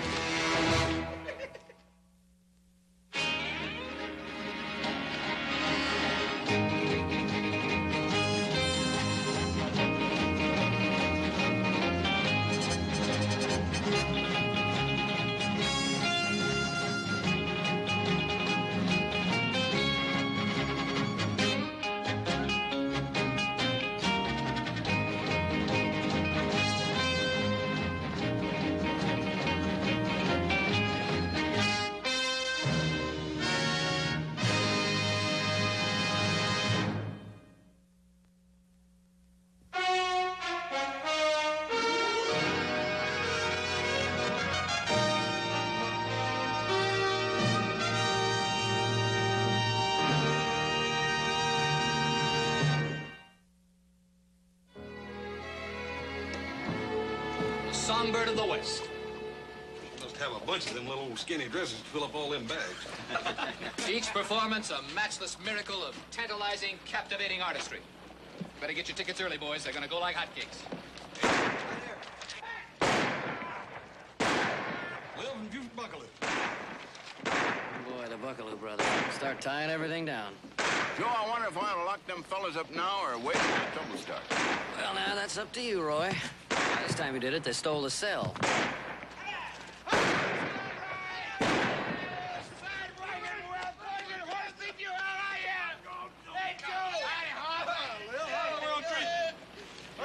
Me and Lem come to town to celebrate.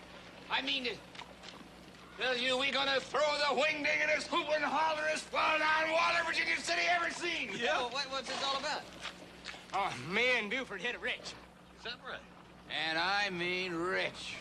After all these here sorry years of jackass single blanket prospecting, me and Lev done struck it rich. Silver. A whole mountain of it. Hey, you sure? Well, the Henshaw Mining Company sure is sure. Give us $50,000 cash for our claim and 5% of the royalties over that as long as the claim holds out. Congratulations. Doggone it. Congratulations, boys. Congratulations. Gentlemen, I'm Blackie Wells. I want to be one of the first to congratulate the lucky pair. And I also want to invite all of you to see Dolly Bantry's opening performance here tonight as my guests. Dolly who? Why, Miss Dolly Bantry, the Songbird of the West. Oh, no. No women for us. No. Every time me and Buford gets mixed up with a woman, it ends up nothing but trouble. Women's nothing but poison to us. Ain't that right, Buford?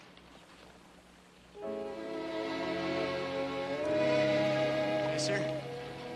Buford and me's give up women for life. I just told them we're through with women for life. Ain't that right, Buford? Buford?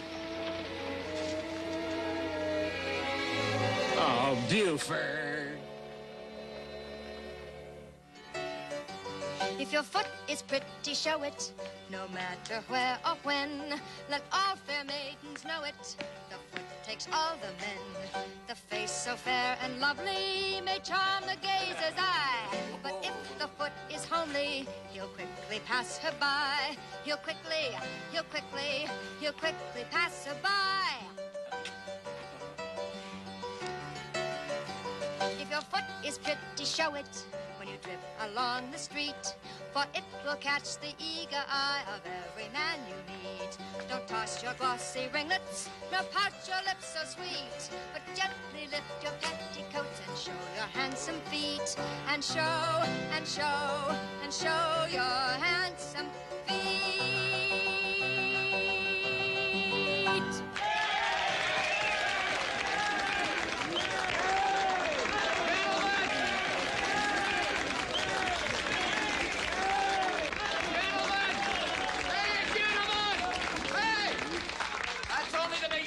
Dolly will be right back. And I'll let you in on a little secret. The next number's even better. So's the costume. I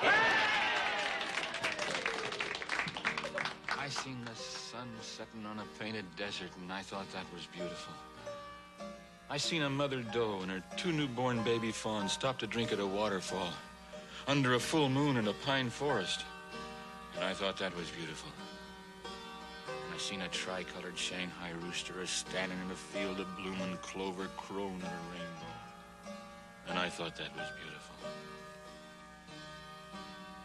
But I never knowed what beautiful was till today. It's kind of pretty, Buford. Almost like poetry. Oh, yeah. Somebody ought to just follow him around, write him down every time he opens his mouth. I'll tell you one thing. She's everything you said about her. Dolly Bantry. Ain't that the most beautiful name you ever heard?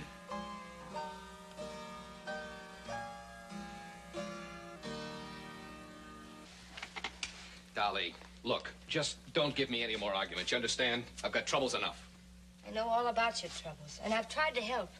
You can't deny that. I've done my best. But not this time, Blackie. Not a smelly old desert rat. I won't do it. That smelly old desert rat, as you call him, has got $25,000 cash in the bank. Do you hear me? 25,000 hot, restless dollars just itching to get away from him. Now, do you think I'm going to let you make me miss a chance like that? Please, you're hurting me. Well, I'm going to hurt you a lot more unless you get out there and make him feel like a colt. You're going to make him want to romp and play and start writing checks. All right, Blackie. But this is the last time. Just get out there and do it.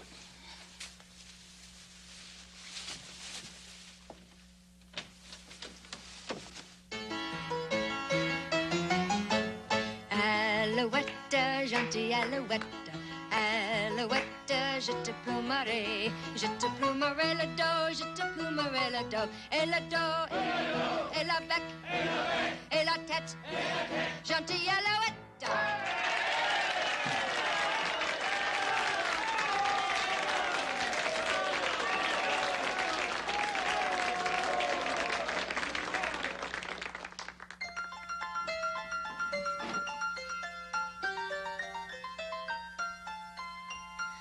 Oh dear, what can the matter be?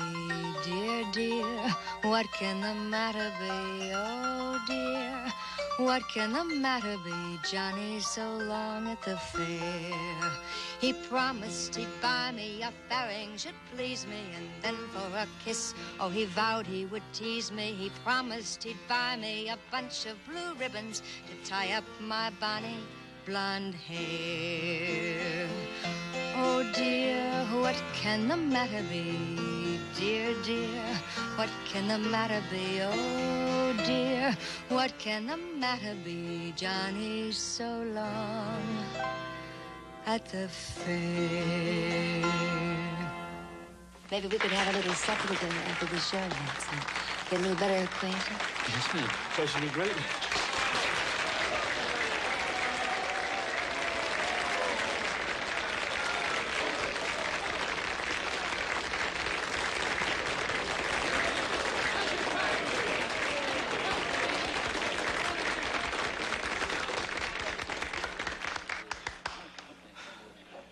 See that horse? She's stuck on me. Oh, Buford, if gunpowder was brains, you wouldn't have enough to blow your hat off. Dad, burn it, Paul. How can you say there wasn't nothing to it? You seen it with your own eyes, didn't you? Now, you gotta admit, she was kind of playing up to Buford. Then asking him to walk her down to the hotel afterwards. Can you imagine that? Buford buckaloo. Oh, it sounds to me you might be just a little jealous of Buford. Oh, Paul, me jealous of Buford? Yeah, you're jealous of Buford. Well, I'm just a little mystified, that's all. What? About what Buford has that you haven't? Go ahead and joke about it. Big laugh. Gotta admit, it's a little bit strange. Well, I think Miss Bantry was probably having a little bit of unpass the butter thing. Having a little bit of fun with Buford. And, oh, he enjoyed it. He got a big thrill out of it. She didn't look like she was joking to me, Pop. And if she was, she's making a big mistake, because I guarantee you Buford's dead serious. I wouldn't lose any sleep over it. You know, I was just thinking about what you were saying about Buford having something Hoss doesn't have. What's that? A half share of $50,000. You know, it just could be Miss Bantry's just after his money. Joseph, you have an evil mind. Miss Bantry's not that kind of woman. She's a lady of the first degree. Well, Hoss, you know, if Miss Bantry wasn't having fun with Buford and isn't after his money, Do you realize there's only one possibility left? What's that? The Buford's right. She's stuck on him.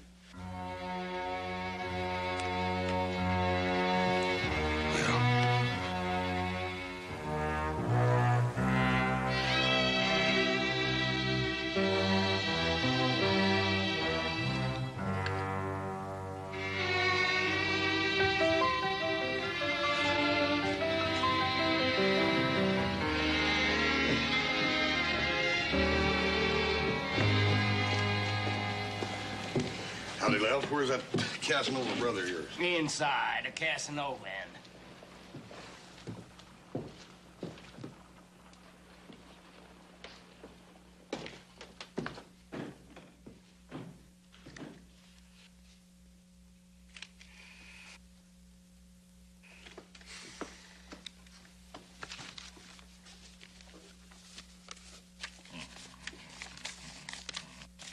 $200.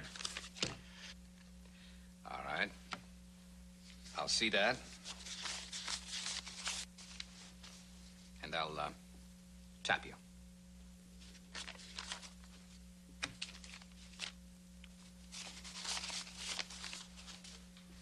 Two pair, kings over tens. I'm afraid it's not quite good enough, Buford.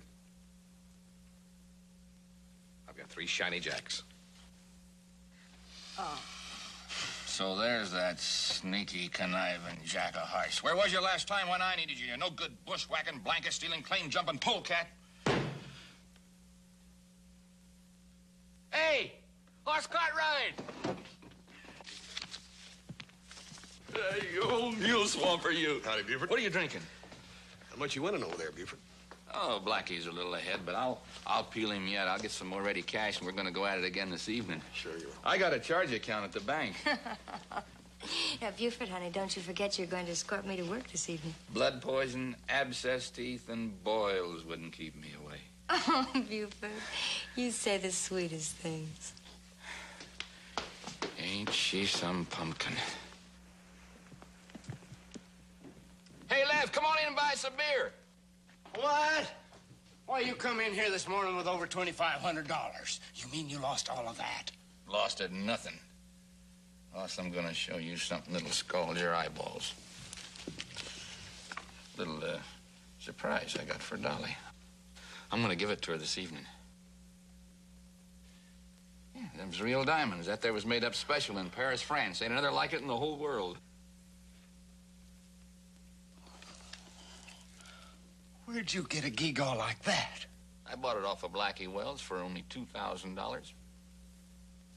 $2,000? Yeah, just like stealing. Now buy us that drink. 3 beers. Whiskey. Buford, what was Blackie Wells doing with a diamond necklace like that?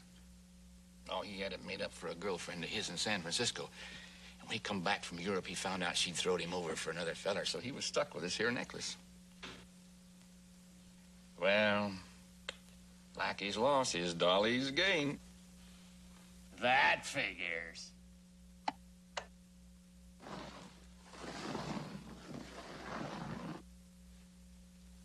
Buford, $2,000 is a powerful lot of money to be spending on just a casual acquaintance. Fella hits it big, he kind of relishes spending money. Besides, this here ain't what I'd call casual. Oh, now, come on, Buford. Use your head. You think anything really serious is going to come of you and the likes of Miss Dolly Bantry? Why not? What's wrong with her? Buford, there ain't nothing wrong with her. Dad Brent, I admire her as much as any man. You know that. It ain't her, Buford. It's you. Well, what's wrong with me? Buford, there ain't nothing wrong with you. It's just that you just ain't the type for an elegant lady like Dolly Bantry now. That ought to tell you something.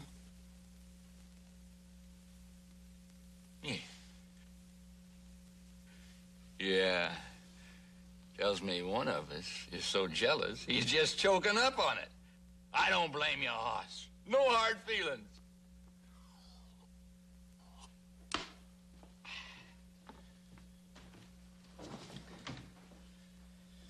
You know, Lev, I don't like like to talk about a man I don't know. But there's something, just something about that Blackie Wells that I don't like. I feel the same way, only a little stronger. Yeah? But it's hard to believe that a lady as pretty as that Dolly Bantry could be mixed up in something crooked, ain't it? Hoss. You know, a beaver tail cactus has got about the prettiest, most innocent-looking bloom of any flower that grows. Did you ever brush up against one?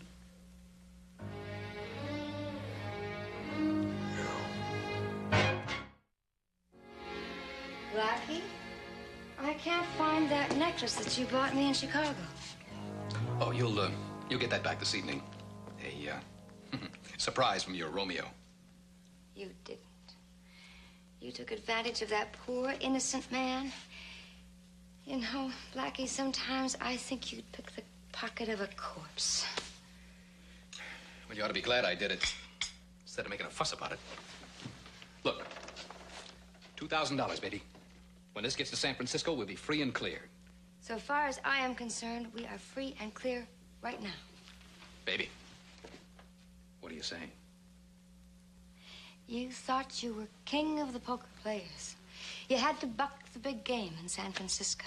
Gonna make a fortune. Put us on Nob Hill with all the swells. So what happens? You lose all your money, all of my money, and $15,000 more. Ancient history. What's that got to do with anything? A lot, Blackie. You told me they'd kill you if you didn't pay off. Yeah, and I told you true. Half the bodies they fish out of that bar are men last seen playing in a big game. Losers who couldn't pay. All right. I went along with you. It made me feel cheap and mean and dirty. But I helped you get the $15,000. But that's all behind us, Blackie, and I am not going to do it anymore. Oh. All right, baby. I'll tell you what. This will be the last one. We get Buford's money, and then we stop. No, we will stop right now. Please, Blackie. Maybe we can't go back to what we were. Because well, we're different people now, but we could at least try. Dolly, don't ever forget. Everything that I've ever been involved in, you've been involved in. So if you start acting up, I won't be the only one in trouble. I'll turn on you, baby. Quick. You'd do that? If I have to. But I won't have to, will I? Because you're going to help me. Aren't you, baby? I'm going to help you.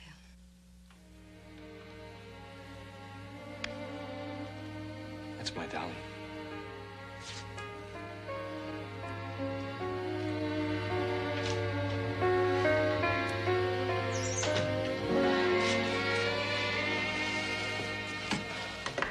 Any good, the paper? Supper on table. It's time you get here. Where's Mr. Hoss? Upstairs, I guess. Oh, maybe so Mr. Hoss sick? Not come to supper? Well, he came in about an hour ago. He's carrying a box almost as big as he was. I was wondering what was in it. Why don't you go ask him? Yeah, well, I did ask him, Pop. He wouldn't tell me, so I'm wondering. Would you like to read the paper? Yeah, thank you.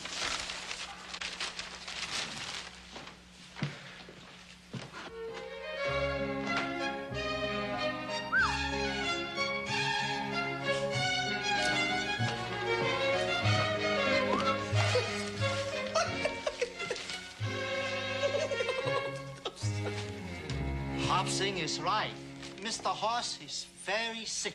A man goes out and buys some new clothes, and that's a reason for staring, huh? Ah. You, joined the circus? Oh, no. This suit is too loud for circus. It's no good for work either. Joe, this is not a work suit. Clerk at the store told me this is the kind of suit that a man in society wears. Well, maybe a higher roll than gambling man. Yeah? Does it really, Paul? Yeah. Because if it does, that's just the outfit I'm after. What do you mean? What are you up to? Well, Joe thinks that Miss Dolly and Blackie are just after Buford's money, and And I aim to find out whether or not that's a fact. Well, you come to supper now. I'm having supper in town with a lady op, see? 商量神經仔。 High rolling gamblers, man. Looks like a casino.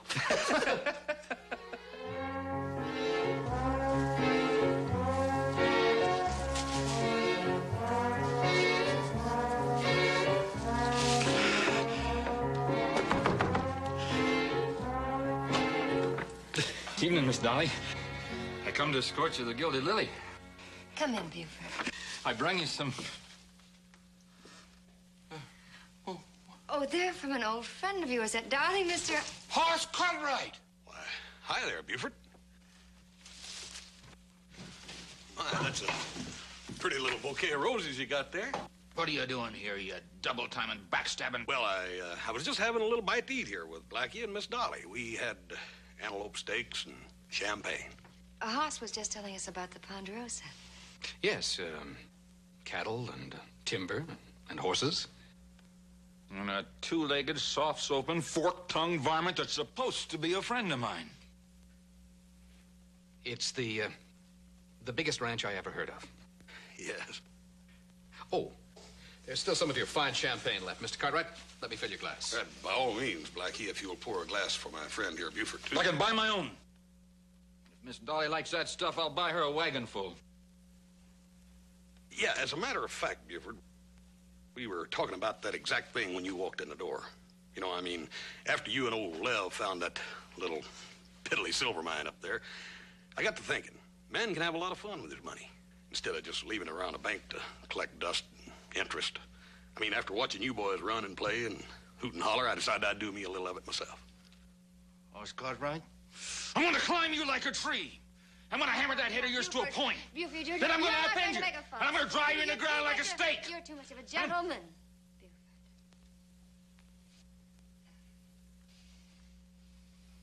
Gentlemen, you hear that? Well, I think it's time to go. Yes, ma'am. Excuse me. Well, just a gall-dang minute. I asked her first. That's right, Buford. But I got here first, with the most. And that's the way it goes, Buford. Them that has gets. Sorry.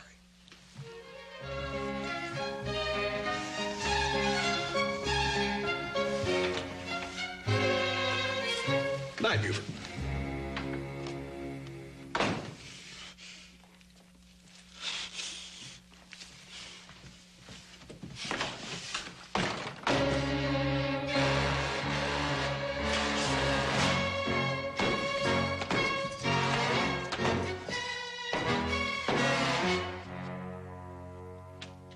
Dolly?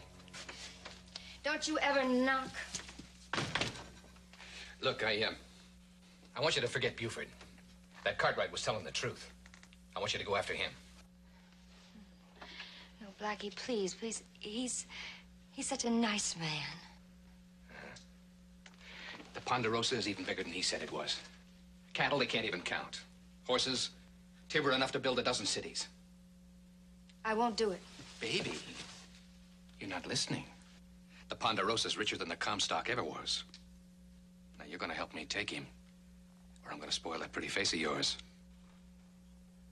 For good. Now, get out there.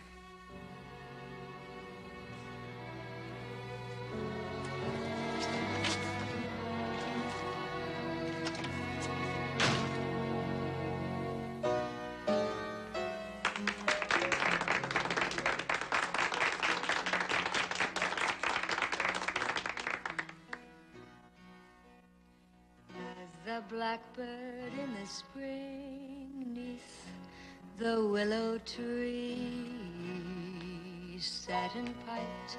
I heard him sing, sing of Aurelie, Aurelie, Aurelie, made of golden hair.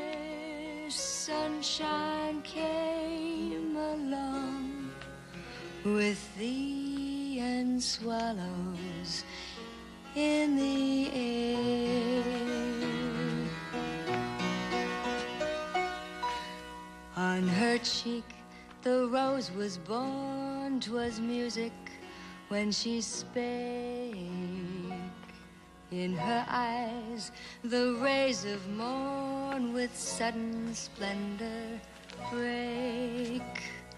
Orally, orally, made of golden hair, sunshine came along with thee, and swallows in the air.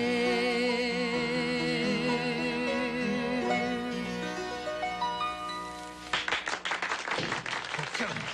Oh, kill him! No, Buford! Kill him out of there! I'll tear his arms off and kill him! You're a gentleman! Burn it now, listen to me! Let go of me, horse! Excuse me, gentlemen. Fight like a man! Chicken!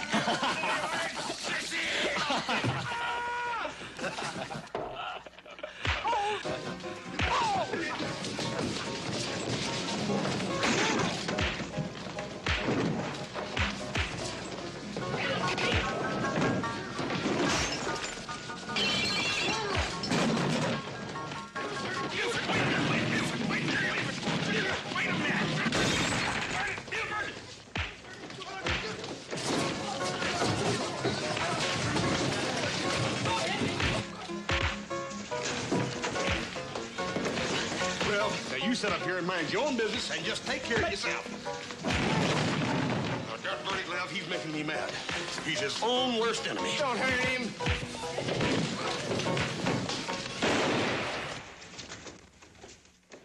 Now, what do you men think you're doing? Why, hi, Roy.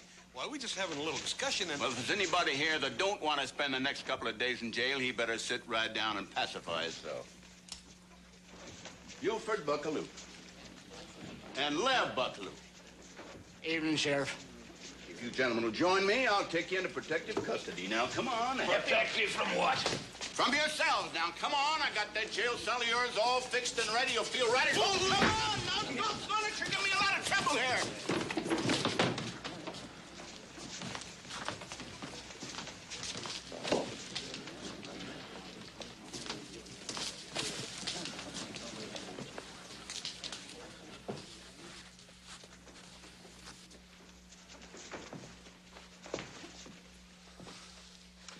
You all right, Miss Dolly? You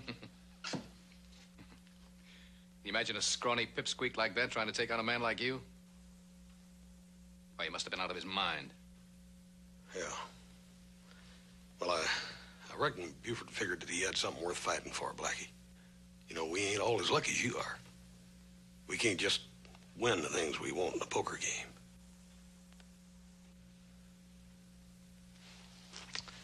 Night, Miss Dolly. Good night, Hoss.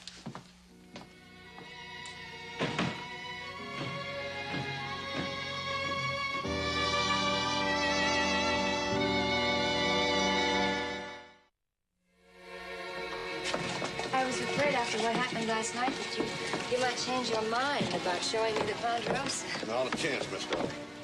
I made a promise to take you for a ride, and that's what I'm gonna do. I'd give anything if it hadn't happened, Hoss. I mean that. Don't give it a thought, Miss Dolly. We have them little scuffles all the time. Nobody ever gets hurt. I'm not so sure of that. I know that you and Buford were very good friends before. Well, Buford will get over it. He ain't one to hold a grudge. Shoot him. Howdy, Roy. Hi, Hard. Dolly.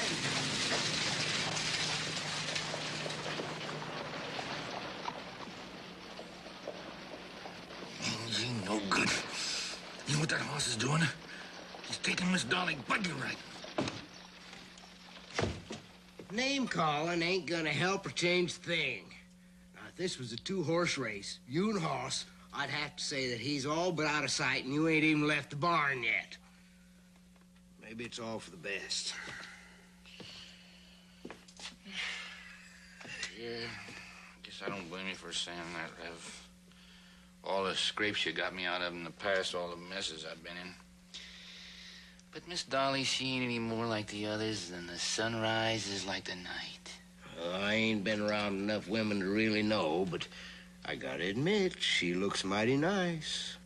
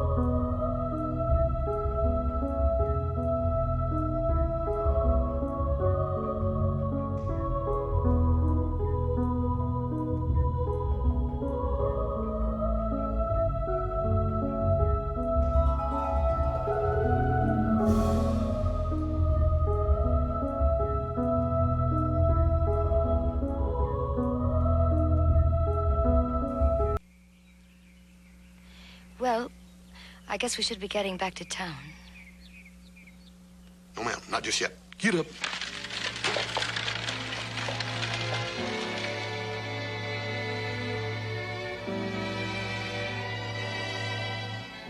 Thank you, Hobson. Of course, the Ponderosa didn't come into being overnight.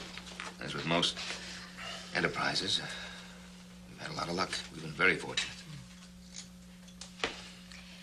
I'll remember this house.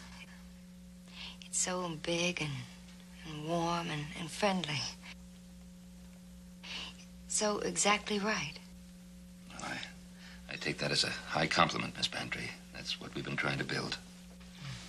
Special dessert, Missy Dolly. #1 apple pie. Little Joe, he eat a whole one before he leave this afternoon. Hop Sing, I couldn't possibly. What's the matter? You don't like Hop Sing cooking? Oh, I love it. It's just that I'm absolutely stuffed. You should eat more, Missy. You a little bit thin. Well, I don't dare. I wouldn't fit into my costumes. You'll have to excuse Hobson, Miss Bantry. He's an expert at minding other people's business. Well, Miss Dolly, I hate to rush you, but since you're not going to have any pie anyhow, and there's a bunch of boys got tickets to that show tonight, I think we better get moving, or they're going to be terribly disappointed. The show has a more peaceful ending tonight than last night. I can't tell you what my being here has meant to me. Living the way I do, one dreary hotel room after another, well, you forget what a real home is like. I don't mean just the rooms and the furnishings, but you know what I mean. I think I do. Missy Dolly, goodbye present for you. Oh. One whole #1 pie. Same as for little Joe. Maybe so more better you become too big for costume. Mr. Ben say they hardly enough to one shotgun. Oh, well. Mr. Cartwright, I do believe you're blushing. Don't give it a thought. Thank you again. Thank you, Hopsy. See you later, Paul. Thank you very much.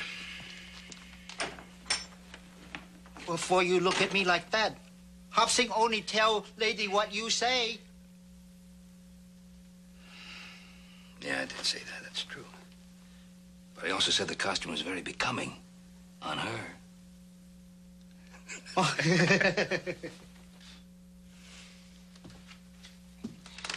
You know this is a real comfortable bed. If I thought all jails was like this, I might even be tempted to take up a life of crime. It's about time he was letting us out. Buford, you just better be thankful that Hoss Cartwright didn't file assault charges against you. Otherwise, you'd have been in here for another 30 days. That double-dealing, fork-tongued, woman-stealing varmint will be lucky if I don't tie his ears in a knot. Being in jail does that to Buford. Gets him all riled up. After he's been out a while, he even gets worse. He gets worse? Give me a leather beer. Buford? It's good to see you. If you want to step over to one of the tables, why, we could butt our heads together in a little two-hand poker. Fine friend you turned out to be. Letting Dolly go buggy riding with that.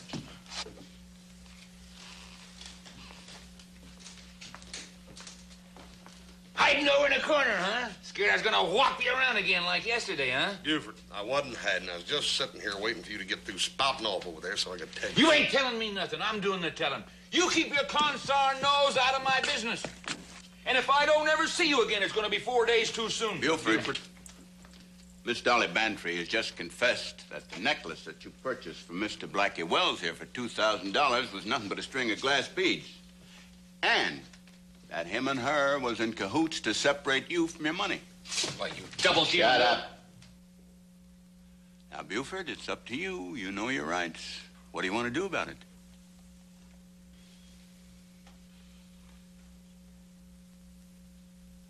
It's kind of up to me, ain't it? Yeah. If I was to ask you to, why, you'd have to throw him in jail. And if I just wanted to be middling mean, why, you'd run him out of town. Yeah?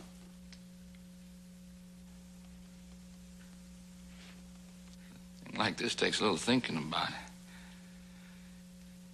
Sheriff, you mind if I have a little talk with him in private before I make up my mind? Well, no, not if that's what you want. Yeah, I just want to do the right thing.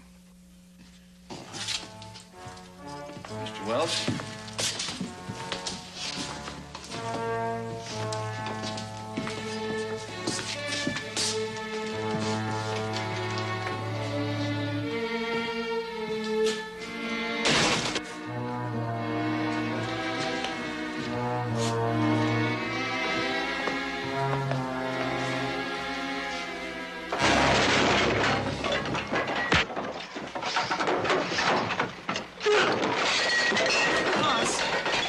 You've got to stop this. That Blackie's liable to hurt Buford something bad. He's mean. Real mean. Don't worry about Buford. Take care of himself. Whips me about every other week. Cosmo, you got a beer over there. Please. Sheriff, do something. Sorry, ma'am. There's nothing I can do. They're just having a little discussion.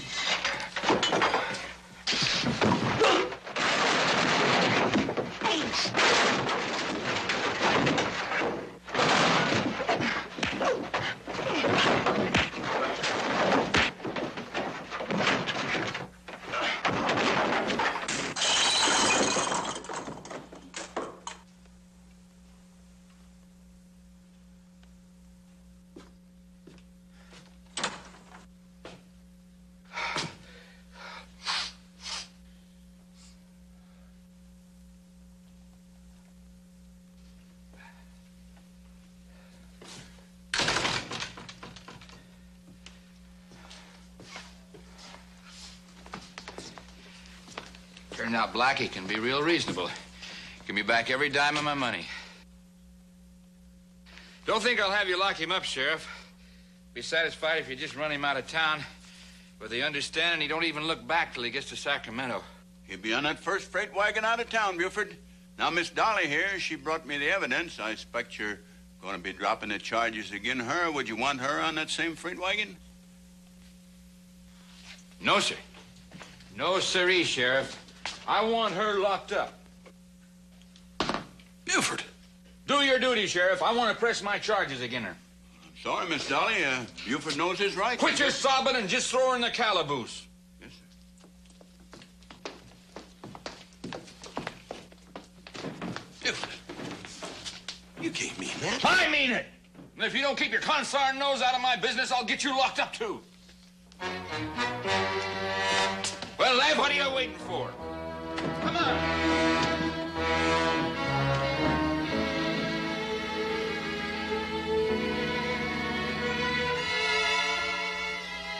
Why is he doing this to me?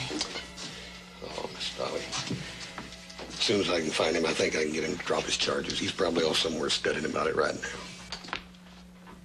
Well, I found you both right where I want you. And I got a lot to say to you, horse card, right? Now, you've been sneaking up on it about as clumsy as a newborn calf. Wearing them fancy duds. Making out what a ignorant, uncurried, miserable-looking galoot I am. When all the time what you was really trying to do is tell me Miss Dolly wasn't interested in me. Just my money. Buford, I was just trying to do what was best for you, that's all. What kind of a numbskull you take me for? You think I didn't know what they was up to? Well, Dad, burn it, Buford, the way you was acting. Any woman would rather have a rich man than a poor one. And if money's what it takes for me to have Dolly Bantry, she can have every penny I got. I don't know what money's good for if it ain't to buy the things you want in life. And all I want's Dolly.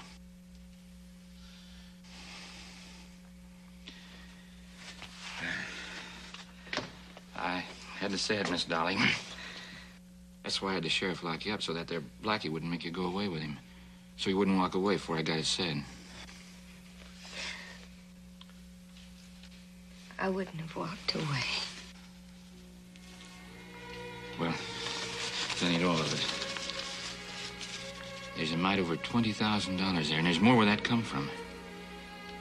Now, if it's fine hotels and fancy living you want, you can have it. I know I ain't as slick as Blackie Wells, but I'll do my best to see you ain't never ashamed of me. On the other hand, this your money could buy a little ranch I know of not too far out of town. There'd be enough left over to buy a starter herd of beef and to get the paint and the lumber to fix it up, and the barn and the house and things. Living wouldn't be too easy. But if it's got any appeal to you, I'm offering you all the sweat and calluses I can raise. In addition to my good name. Either way, I take as good a care of you as any man can. And I do my darndest to be any kind of man you want me to. If you have me? Buford. If you aren't the god-darndest, arm-twistingest, wonderful a sweetheart a girl could ask for.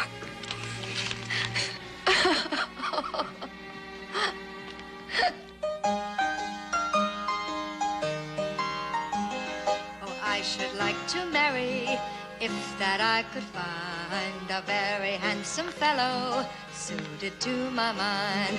Oh, I should like him dashing, oh, I should like him gay, the leader of the fashion, the dandy of the day. Oh, I should like to marry, if that I could find a very handsome fellow suited to my mind.